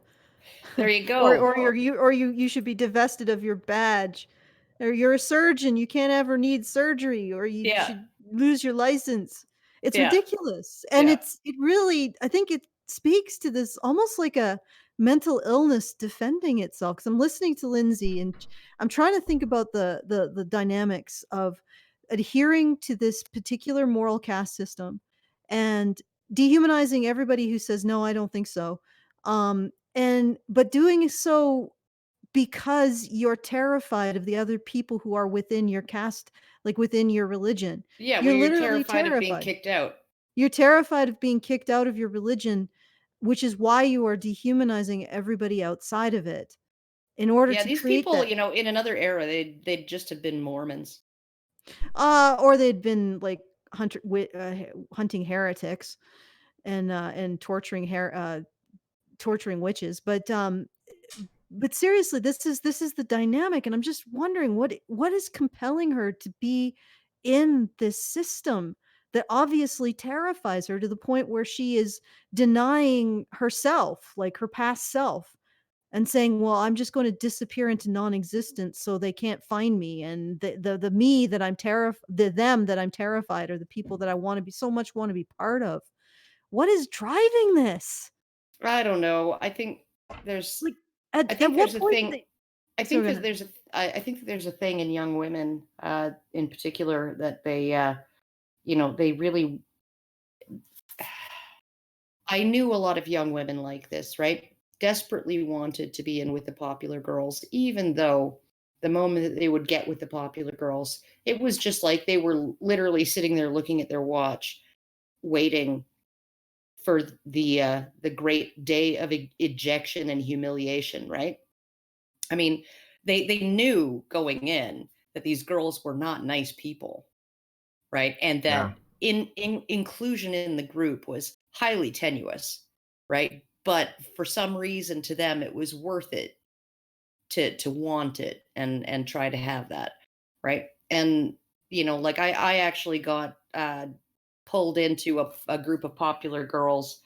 There was like a major coup. We had a new student named Marcia, and she ousted Sue as the queen bee of the school, of the grade. and that Marcia had befriended right at the beginning of her rise to power, had befriended this girl Tracy, who was a friend of mine, and because Tracy was my friend, I was included in the group, and I was just like, okay, when can I be kicked out of here? Because like this is just not worth it. Like, it's coming. I know it's coming, right? Because I know Marcia is on a climb. She's climbing the freaking greasy pole. She's going to fight Sue at the top of it. She's going to throw Sue off of it. And then she's going to get rid of all of the people who helped her ascend, because they're really not that cool. Mm-hmm. Right. And they weren't the friends she wanted anyway. Right. And so, yeah, it was about 2 weeks. I was just going to say that I think it's because I think that people like Lindsay Ellis and like just common people who spend a lot of time online, leftist women, leftist men, male feminists, normies, centrists, they are under the impression that the feminist narrative, the progressive narrative, is the mainstream narrative. It's the way that we are supposed to measure our morality. It tells us who are the good people and who are the bad people. People like Lindsay Ellis everybody thinks it. Yeah, or at least everyone. most people think it. Of course, everyone believes it. Everyone thinks it. It's taken for granted. It's taken as truth. So Lindsay Ellis, wanting to be in good with good people, goes to where and normal people would go to find out who the good people are. Oh, I heard about this thing called Gamergate. What's that about? Let me go to my favorite nerdy website. Oh, I see. It's a bunch of men harassing women online. Well, those guys are bad people, and I'm with the good people. Oh, look, let's see. Who Donald Trump's running for president. What's CNN saying about him? Oh, he's a white supremacist, and he hates women, and he rapes women, and all that. And there are people who support him despite that. Well, those are obviously bad people. I go to school. I learn my morality from my university professors, from my teachers, most of whom are feminists. They taught me exactly how I should see the world. I'm doing my YouTube channel. There are people who disagree with me online that don't like me. They make fun of me because I'm a girl. They must be misogynist. So her whole life is built around trying to essentially like figuring out where she should be, where to her social currency comes from, and who the good people and the bad people are. So this is where she is now. She's trying to stay in the good graces of what she perceives to be the good people, and any damage that the good people do to people that she thought were good, like James Gunn, for example, well, that's just a side effect of some collateral damage. But overall, they're going towards in the right direction. They're the progressives, and I should be with them because I want to be one of the good people. It's like, by and large, women tell us they're the ones that judge society, and they say these are the good people in society. This is the good way to be, the good way to think, the good things to believe, and these are the bad things. And if you don't want to be socially ostracized, if you don't want to be isolated, if you don't want to experience relational aggression, then you should probably go along with what the people who are in charge of deciding what's right or wrong is, and that's why she's there. But I also think it's why she's so anxious, because she's always probably worried that she's going to say something the wrong way once and all that. And if anything, she'll just blame herself and say, well, that was my fault, instead of saying these people are crazy. Yeah, we need to market some sort of gigantic hug device. Like, we can just beam hugs at these people until they just relax and realize that they're not going to be freaking. They will be thrown out of their particular groups, but maybe it's not so bad. I will say this. I guess what I'm saying is if the winds change enough, then women like this will jump ship and come over. It's just about whether or not it's the popular way to be. It's like, what's the safest place? It's where everyone agrees. Like the majority. But it's not safe. It's like so unsafe. She's like jittering and she's probably taking years off her life and developing some kind of like esophageal cancer from this bullshit reality that she's in. It's like, Lindsay, just step away. Yeah, but she's convinced herself that this is more safe than the alternative. But the only reason why it's more safe than the alternative is because her community is persecuting the Nazis. who are not Nazis, by the way. We're not. We just don't happen. We just see what you're doing to each other, Lindsay. We see that and we're like, we don't want any part of this. We don't want to consider other human beings to be irredeemable. You know? Yeah. And I mean, even if they have prejudices, they're not irredeemable. You know, they can lose that. They can become better. This is really the thing that gets me in the criminal justice system, right? When it's proven beyond a reasonable doubt that somebody committed a crime, right? They have a sentence. The sentence has an end date, and then after that, there will still be some consequences, but they can then sort of move on with their lives and try and rebuild things and try and the entire, like, the First Step Act is aimed at helping that happen, right? Helping offenders who are incarcerated get training, get education, so that when they are released on their release date, they will be able to actually become functioning, productive members of society and have a decent life and all of that, right? And it's like everybody, all the people on the left see that as like a laudable goal, right? But not if it's Louis C.K., because his sentence is indefinite, right?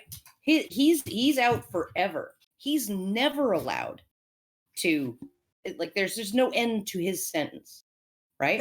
And the other thing is that their sentencing never ends. Like, their criminal code never stops becoming more strict, more insane, more overbearing, there's never, like, it's a constantly moving target. So everybody is eventually going to be evicted from this ball of fuck that they've created. Like, There you Lindsay, you go. live in a ball of fuck. Just A step out of it. Get a hug. Huge ball of fuck. Oh, hey, it is now 1:39. We're to wrap this up pretty quick. Yeah, we probably won't even get like 5 minutes in. Yeah, of course not. Actually, we all talk too much. We're actually 5 minutes and 18 seconds in. Thank you very much. All Oh right. my god. Should I So congratulate should myself I? now? Okay. Am I Well, to how be much? from the No. group? How much longer? How much longer are we going for? Because we got super Let's- chats too. So. I just want like another 10 minutes. All Then right. I gotta Let's go. let's play All a right, couple, go for it. like another clip of Lindsay Ellis here then. Basically because James Gunn was a vocal critic of El Presidente. So it was a kind of an interesting, like, qualm for a lot of people on the left, because the things he said were pretty bad, but A, they were a long time ago, and B, he had kind of addressed them in the meantime and had demonstrated that he had changed. But That doesn't matter because Kevin Hart had to leave the Oscars. Exact same situation. So, no, not relevant. Disney immediately panicked and let him go. So I kind of, like so many could see where this was going, was kind of a vocal defender of James Gunn. And I definitely caught some flack for that, because it's kind of bad optics to throw your advocacy behind a very wealthy white man who works for Disney. But whose fault is that? To throw your advocacy behind a wealthy white man. It's not conservatives, it's not right wingers, it's not libertarians, it's not centrists, it's not moderates. Why wouldn't anybody throw their weight behind somebody who's being persecuted? Yeah. Like, why do you have to once again invoke the specter of your caste system, Lindsay? However, I will say that this is coming close to actually criticizing her own community. Maybe if we throw a lifeline, she'll actually take it and get out of the ball of fuck. Yeah, maybe. I doubt it though.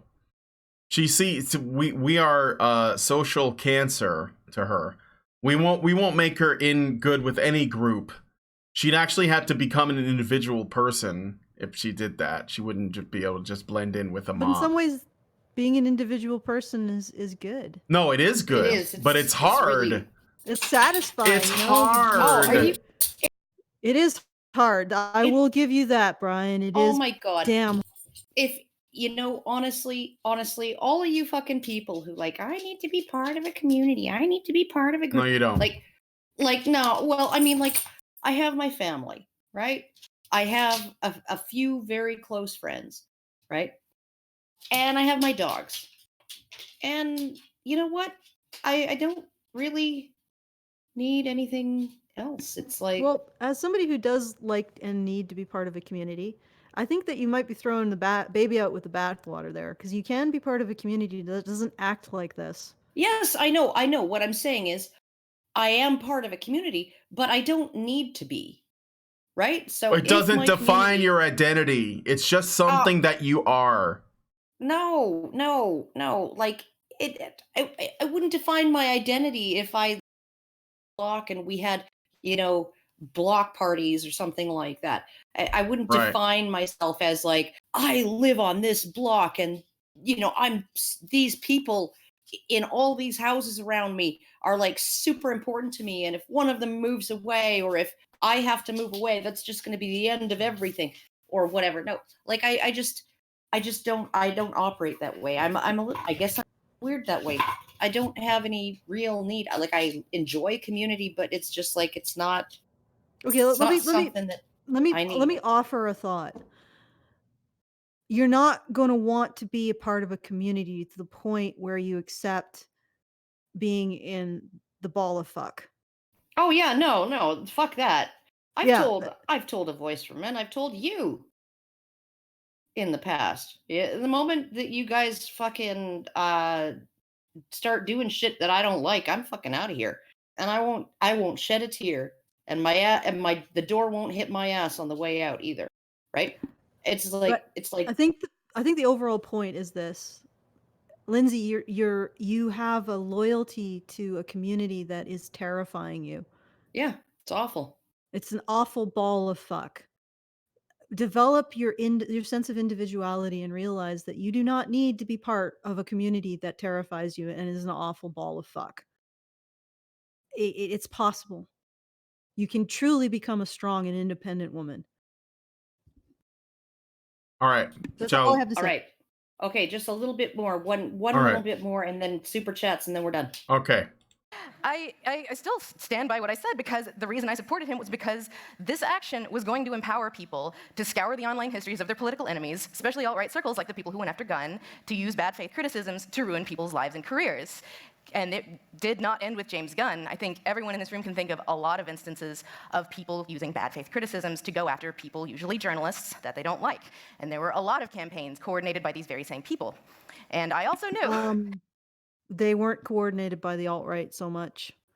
No. And the thing is that even if they were, so what? The culture was already there. It was created by the left.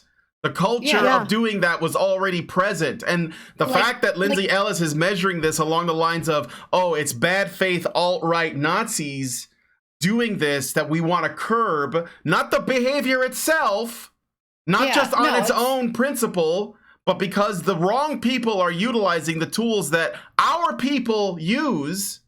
That's where I draw the line. That our people created. Yeah, yes. No, it's like I don't give a fuck. I don't give two fucks. If or even like half a fuck. If I have zero fucks to give, if alt-right fucking people go after every single untoward thing that every single person on the left said, if they blow it up and then the left decides, okay, fuck that person, they're gone, exterminated, done, ejected, freaking thrown out of the airplane. It's no different than when the left initiates it. Yeah, like it's like, okay, so you know, when feminists are like, come and say she's a misogynist and here's what she said about domestic violence once on Reddit and blah blah blah, and they put that out there, right? Do you know what the men's rights community and the anti-feminist community say? Well, okay, so yep. It's actually worse when they do it, because they have people like Jack Dorsey and you know, other like CEOs and like people in positions of power, and the SPLC and the Anti-Defamation League and all these other groups that back them up, that actually can affect, that actually can ruin your life. And when the alt-right, I mean, like they're not even relevant. I can't believe that she's bringing it up. Like, they're less than relevant now, because partly most of them have been driven off of the internet and they're isolated to BitChute and Gab and, you know, these alternative platforms. Well, and the other thing is that I mean, ultimately, it was the left that constructed the machine of execution. And the fact that And decided the terms of the crimes yeah, that would get you executed. Yep. yeah. So, Lindsay, you're talking about your own moral caste system and the inevitable fallout of deciding people's worth based on these ever changing, arbitrary, and frankly superficial and unwise criteria. It's like so you're just walking down the street in Singapore chewing gum, right? And somebody who is unsavory politically, who you might even maybe think is a Nazi, and who is your political opponent, yells, "Hey, police! That guy's chewing gum!" And then the police come, and you get fucking 5 cane lashes to your ass, right, for chewing gum in public. Okay, now what's to blame there? Yeah. Yeah, unless you want to keep the ability to do that, to get people's asses caned by chewing gum. I mean, really, Lindsay, what you really should be saying is we need to stop this entirely, not just the people who are doing it. Maybe she is saying it. I mean, it's entirely possible. Maybe she's going to. Yeah, maybe she's going to. Let's listen to a little bit more. That given that this tactic succeeded, it would only be a matter of time before they came for me, and they did. About 6 weeks later. There's that tweet again. Oh boy. So, I do a show for PBS. They really don't like PBS. It's publicly funded. They hate that. But they also really hate the idea that like certain people get money from publicly funded things. So No, Who is they? that's not why they don't like PBS. If I had to guess, the reason, it probably goes back to Gamergate stuff, because PBS is pretty fucking woke. PBS has been woke for a little while, at least since the internet, and I think that they're critical of that. The public funding thing might be a problem for ANCAPs, but are you going to tell us that the ANCAPs are also alt-right and libertarians are alt-right? Because I can promise you that's not true. The alt-right are actually leftists. Yeah, no, Richard Spencer wants an ethno-state that has all of the hallmarks of a typical leftist social. Yeah, he's a social national. democracy. Yeah, he's a national socialist. He's a leftist. Yeah, so he would want a PBS, a funded broadcaster, to. He Absolutely. thinks it's fit to print. Yeah, he wants his own BBC, basically, or CBC, if you guys, Yeah. because that's publicly Or funded. white nationalist collective television, essentially. Yeah, There you go. WBC, White Broadcasting Company. The whole That would be HBC. HBC, White. yeah. because we're all white, and white is the Yeah, best. because Okay. socialism plus racism does not suddenly make it right wing. Stop it. Stop it. Okay, yeah, stop it. All right, continue. All right. Oh, this Twitter account called Blue Check Watch found my my PBS headshot, my PBS bio, and my tweet. And also, I think it's really funny that they go with WGBH, which is the Boston affiliate.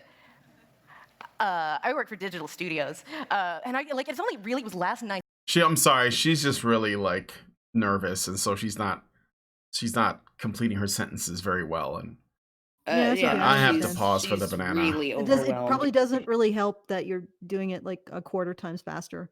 Although, truth Yeah. be told, it is getting us through it faster. It is. Continue. Night that I realized, because we were puzzling for the why. Why did they go after WGBH? I've never even been to Boston.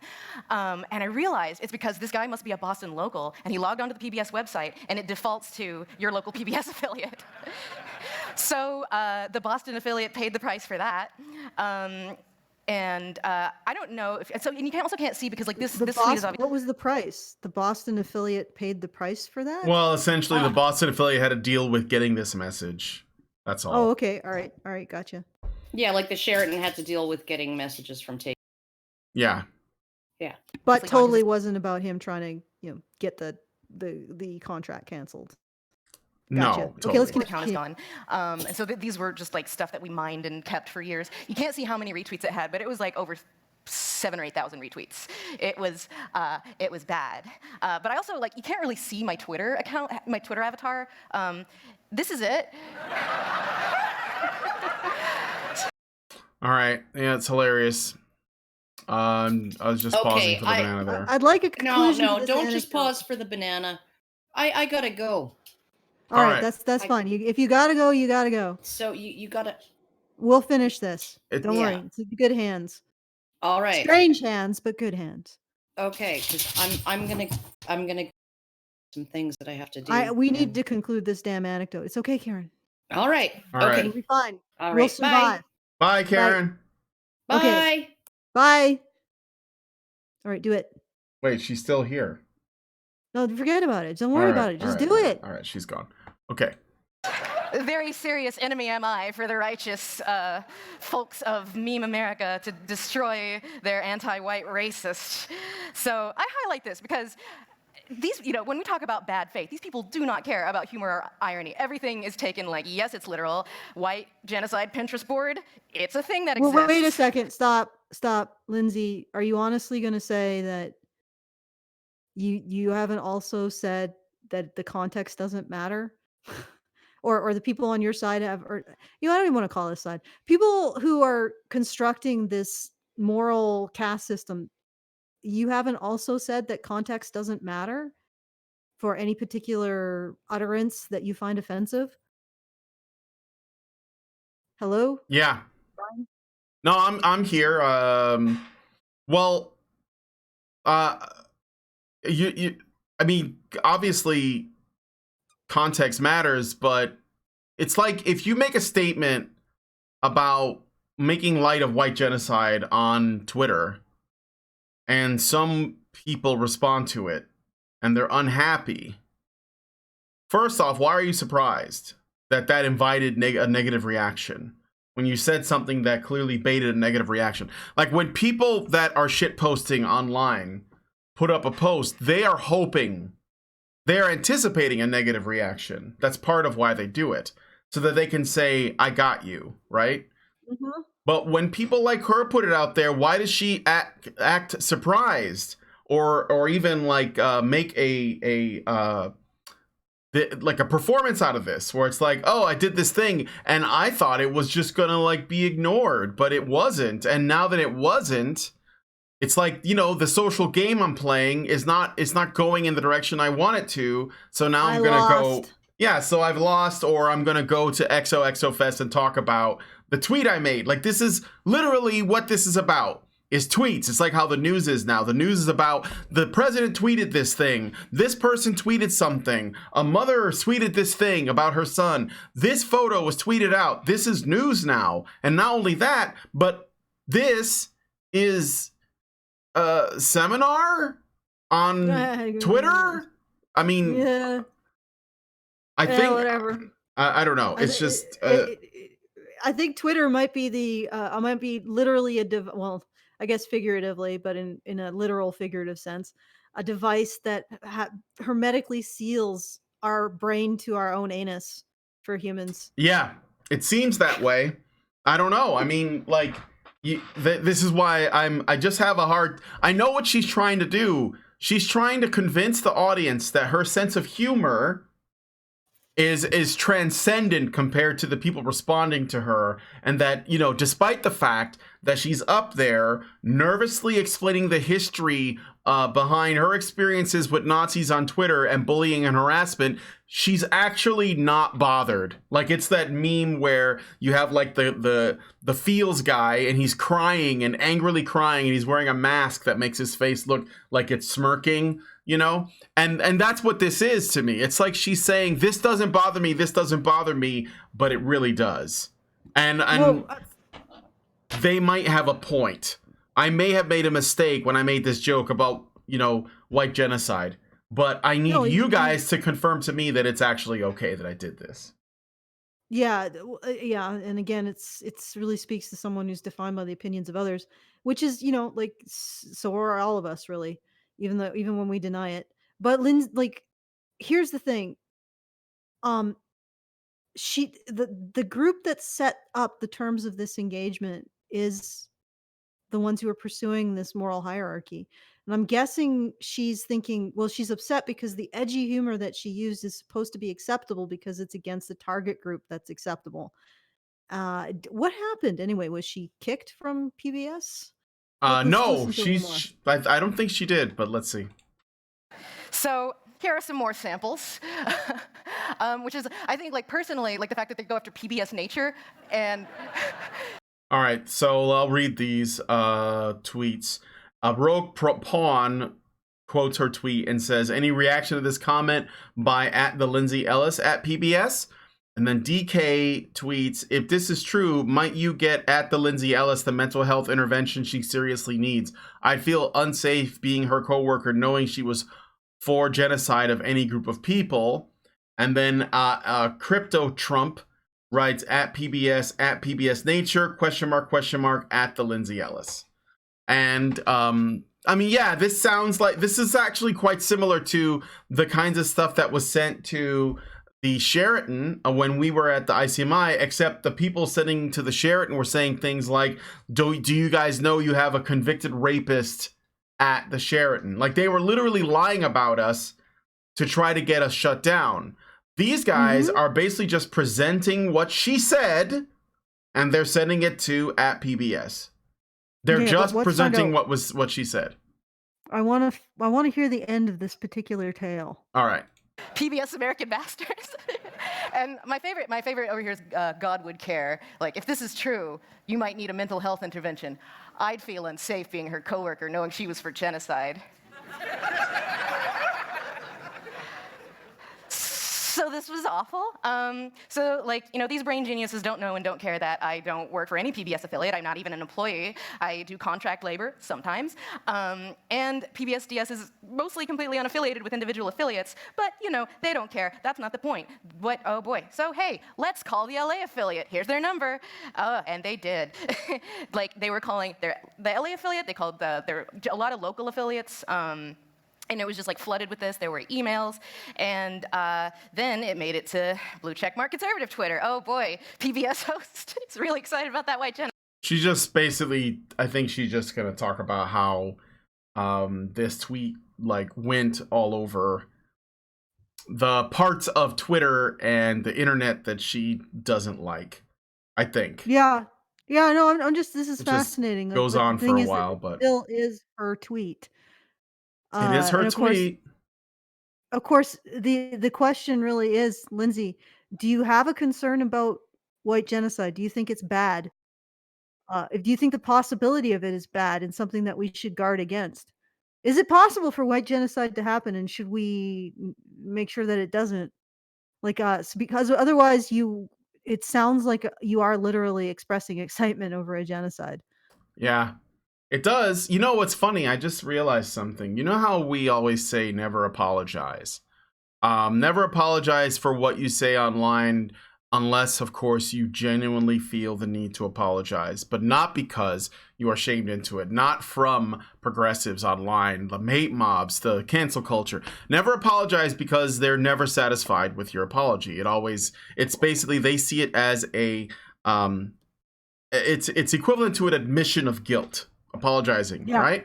And so they hand them your head. Yeah, you're handing them your head. Well, what if this also, not only does this apply to people who say edgy jokes or make comments or, you know, insult people online that they don't approve of, but what if this also applies to people within their own group that are thinking about taking back an edgy statement they said about the out group? So Lindsay Ellis's comment about getting excited about white genocide, why maybe she hasn't issued any retractions or expanded or context or, dare I say, apology for saying it, because she's afraid that if she does, her group will attack her because this is the stuff that they agree with. So maybe this is the reason why she never followed up on this. And instead, I wouldn't say so much double down, because that would mean she would have to continue to say that she's excited about white genocide, but rather just make light of the entire thing, or which is what she's been doing this whole time, play the victim of the harassment without actually looking at the thing that caused the harassment and saying, well, you know, I probably shouldn't have said that. Because I think that if she did, the people in her group would have said, no, you should have said that, because this is something that we agree is ridiculous. You should be using this to attack the Nazis. You know what I'm saying?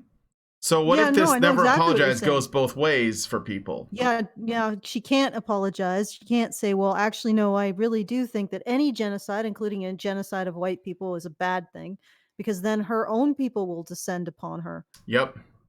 Yeah, it's a hard place to be in. It would be great if she just got out of the ball of fuck, but let's see what the actual consequences were for her. All Or right. if there is a conclusion to this I sort think of it's nice just long I'm a story. victim of the internet, but we'll keep going and see. Genocide. And I want you guys to really appreciate this ad. Yeah, that is funny. I feel like that really tells you something about the demo. The ad Our was big, like- sex after 60, the move that's killing seniors. So that actually was funny. Okay, keep going. Politics.com. Yep. It's killing them dead. Chuck Woolery got involved, the game show host. I'm sorry, former game show host, and current extremely poor man's James Woods on Twitter. Yeah, so that sucked. Yeah, I can feel for you, Lindsay. I had something similar happen to me, except it wasn't a tweet. What happened was my behavior in a panel was mischaracterized as harassment when it was simply politely asking to speak my piece to a topic, which was brought up by the panelists, incidentally, after they said, "Why can't we have a conversation?" So they've essentially said, "Why can't we have a conversation about this subject?" And I said, "Well, as a person who represents the opposite measure of that subject, would you like me to speak?" And they said yes, and then we spoke. And that was characterized as harassment. And then they took it even a step further, and they said that I had lied on a contract. So I had misrepresented and engaged in fraud on a contract in order to have access to the event where I did the aforementioned non-harassment. And then that was spread all over the place. And then there was comic book pros tweeting stuff about me lying to get into events to harass feminist women. Mm-hmm. And that was not fun either. Except in my case, I was completely lied about. Yeah. So that sucked. Yeah, that sucked. That's pretty much that's pretty much the especially end of her thing, I think. She just says, "This sucked, this happened to me, and it shouldn't have." Basically what she's saying. And it's I'm hearing like some cross music. Is that just me or is it you? No, there's no music over here. It's completely Okay, silent. what the hell is going on? I think I'm going insane. No, I don't hear anything. Oh goodness. All right. Okay, so for some reason I'm having a ad for Canadian Tire beamed into my head. Oh, okay. I wonder if it's like this 5G or some crap. Now your head is an antenna. Okay, well, why don't you do the super chats because All right. I'm satisfied. Let's do the super chats. I know that she does go into, talks about Carlos Maza, who she said that she became friends with. Essentially, like her, and that like she talked with ContraPoints, and okay, so we know she travels in those circles, whatever. Also, what's his name? Hank Green, who is one of the Vlog Brothers, and he's also the organizer of VidCon. And they were rubbing shoulders, and she sort of just name drops a bunch of people. And ultimately what she concludes is, and this is not something I disagree with actually, because the thing is, I watched the whole thing and I didn't hear her once say that what we need is a top-down solution to the problem of internet harassment or cancel culture. She doesn't really call it cancel culture, but she doesn't say that, which is the thing that usually I'm listening for, is someone that's saying we need to crack down authoritatively on people that we don't like because they said things we don't agree with. What she says is that essentially we need to like create networks of support for people who experience online harassment to help them cope, right? And I don't disagree with that. I don't really care if that's what you feel like you need to do, because it makes you it helps you deal with your own ball of fuck, as Alison calls it. However, you might want to consider that maybe you have to work on yourself so that you can better cope with dealing with people on the internet, or anywhere for that matter. Maybe that's the problem.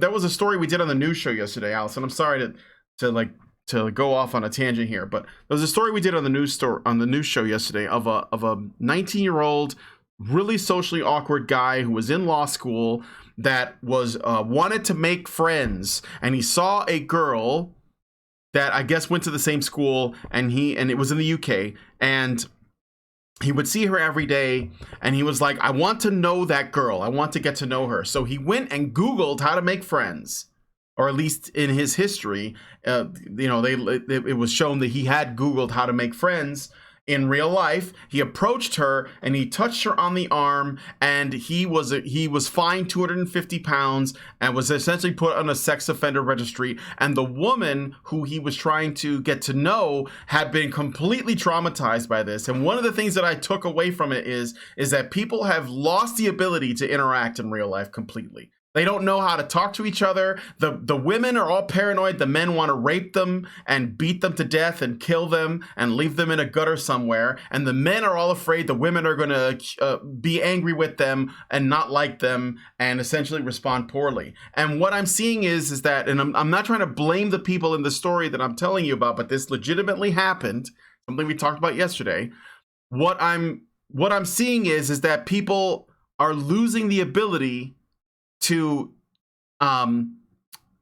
deal with discomfort without it just like completely ruining them.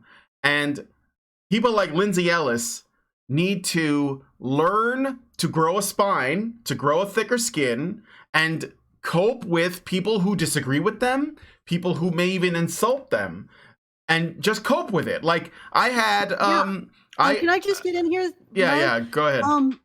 The thing that's creating this cancel culture is the fact that you're not coping with negative stuff, Lindsay. Yeah. You're instead of actually coping with things that are offensive or upsetting, you want to get it removed. Well, that creates the mechanism of cancel culture. And then you become a victim of it. Well, the only way to solve this is for people to start to become more tougher and resilient when it comes Yes. to taking offense on the internet. Anti-fragile. Yeah, anti-fragile, but not necessarily anti-fragile like, oh, if you have, because it's I see people going to another extreme. No, which is not like people the Ian can't be Miles Chong upset. thing. No, people are allowed to be upset as long as they deal with it in their own way. It's more so, that desire that people like Lindsay Ellis have to cry to their silence. parents whenever something goes wrong. Whether the parent To is construct the cancel culture, to construct the mechanism by which you get permanent permanent punishment for minor mistakes. So, I mean, in your case, Lindsay, I don't think you had any permanent punishment. Doesn't look like PBS stopped working with you or anything. You merely experienced being ostracized based on something that you said that was edgy and potentially offensive. Mhm. That's it. You didn't experience a loss of a job or getting doxxed or being stalked and having a mob on your lawn. Um, but the fact is that this is you guys put this in motion. You put in motion this idea that feelings based on words on Twitter should be the reason why people lose their jobs, the reason why they're ostracized, the reason why you send tweets showing them the awful things they said to their employers, et cetera, et cetera. You put that in motion. And you also dehumanized everybody outside, anybody who questioned that. Yeah. So you sort of have been hoist on your own petard in a lot of ways. And, it's I won't say that Lindsay Ellis this necessarily is completely responsible for constructing this herself. So she certainly has the right to feel upset about what happened and nervous. But again, the way to deal with that is to build up your own internal resilience, oppose people with these hysterical lynch mobs, and not go too far in the other way and say that people should be able to do anything to each other. And if you don't accept it, it's you're fragile. Or if you have an emotion related to being Twitter mobbed, that you're fragile. That's there. There's a balance to be struck here. Don't censor people because they offend you, but, also allow people that they can be hurt and they can be upset and they need to develop that resilience and be helped Mhm. in doing so. Um, sort of a firm yet compassionate response. But yeah, it's like, and get out of the ball of fuck, Lindsay Ellis, because I think the people you're really afraid of are the people you travel with. Yeah, I agree. I think that's definitely the worst part. I was just gonna say that, like, I get shit from Echoplex Media still. He hounds us. He, posts on our Facebook page claiming that, I don't know, we do terrible things. He does it on Twitter. But, I honest to God, does not bother me. I had to think for a while if I have to deal with this stuff, and that's the best I could come up with. That guy, take down MRAs. But so what? Like, I'm serious. Like, it doesn't bother me. If you can grow a spine, I'm telling you. And I know that sounds like really like maybe overly easier said than done, I guess. But you have to work on it for yourself. I think the internet's at a crossroads here in terms of how we socialize. We have an opportunity for us to become more resilient to each other in our criticisms and our dialogue than we ever have in history because of the internet. Like, for example, if the internet remains free in one generation, I bet kids will, the children that grew up on the internet, when they become adults, they will have heard everything and nothing will bother them, except with some exceptions.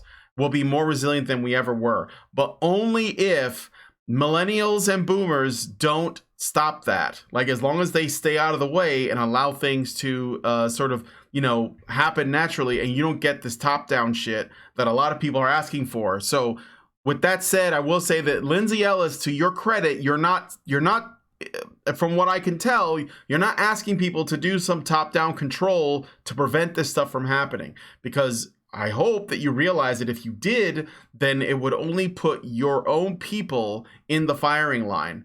And with that said, I just say, grow a spine. I can do it. I don't think I'm exceptional. I think you can do it too. So, okay. Yeah, So, get a better community, Lindsay. Yeah. Try to find people who don't scare you. And maybe stop blaming the fact that you're scared from the people that you're with on Nazis like me. I'm not actually a Nazi, by the way. When I say I'm a Nazi, I'm said to be a Nazi. I'm not actually a Nazi. Yeah. And yeah, just there probably are very, very, very few Nazis on the internet.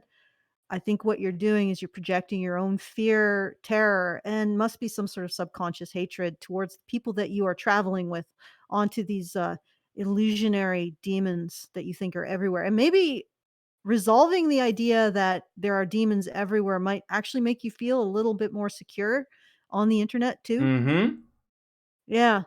Exactly. And the funny thing is that she says hated on the internet, and the presumption is that what she means is she's hated by Nazis on the internet.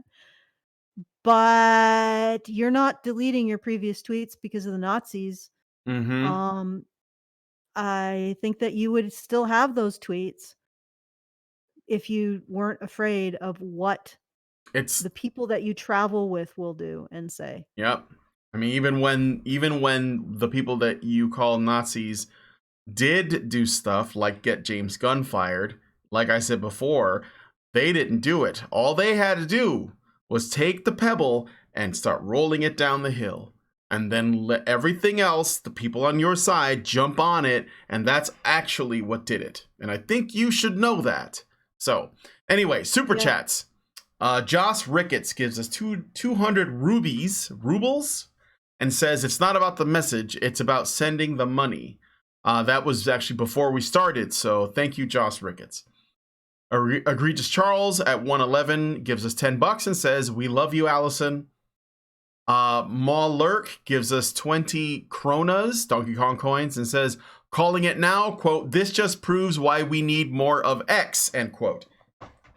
Well, yeah, I mean, she is asking for that, but the X isn't authority or top-down control from what I remember. Maybe I'm wrong. Let me know. Maybe she said something somewhere else. So, what? Lindsay, if you want to not be dehumanized on the internet, maybe don't travel in circles that declare half the human or whatever half disagrees with them to be Nazis, to be the worst and most dehumanized thing possible.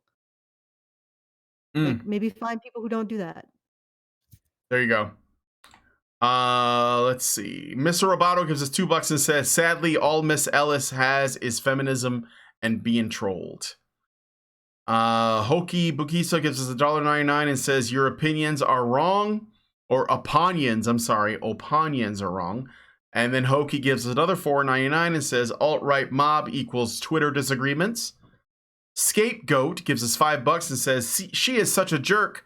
I used to be a huge fan of hers, but then she started polarizing. She doesn't think people like me exist. I'm not sure what people like you are, but you might want to consider, this is something that I hear a lot. So-and-so was cool, but then they changed. I'm going to ask that when you guys do that, maybe go back and look at what they've done before. Because I noticed that a lot of the times, the people haven't changed. You're just starting to see it now. And I wouldn't be surprised if Lindsay Ellis has always been a feminist, albeit perhaps a sex positive feminist that had a better sense of humor when she was young and attractive. And now that she's gotten older and the wall is coming, she's probably a little bit more she's not as much fun as she used to be, but her belief system probably hasn't changed. Malurk gives us 50 kronas and says, funny how she joked about white genocide seems as absurd to her as racist jokes do to us, and yet one is a fine joke while the other is hate. What do you call it when you make a XD face? I don't know, I'll just say XD face. Mr. Roboto gives us $2 and says, Miss Ellis thinks she survived such a genocide. Well, maybe she's not actually white, Mr. Roboto. Maybe she's not. Maybe she's chosen. Joss Ricketts gives us 100 rubles and says, in Russian schools, they give kids classics to read. Tolstoy, Dostoevsky, and such. Seems very different from Karen's description, huh? That sounds cool.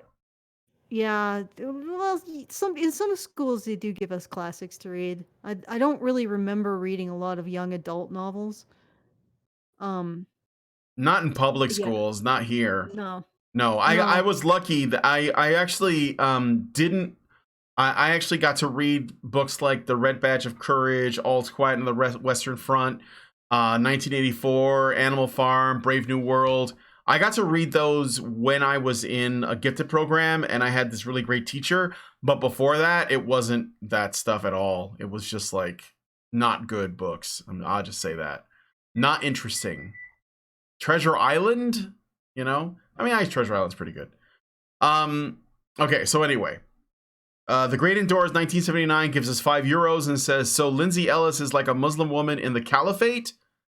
Oh, I suppose. And the DCV Titan, you know what I don't get is, maybe I can like take this out. I'm sorry. I gotta figure this out. There's a problem with, oh shit, my chat. What's wrong? Well, the super chats, there's a problem with the super chats in that they're not all displaying. And okay, I don't go to the community tab. Yeah, I was just going to. Yeah, they're not all displaying for some reason. Like they get cut off, and I think people aren't actually sending any. So, but I think that there are more than what the display is showing. Fucking YouTube. Yeah, I knew it.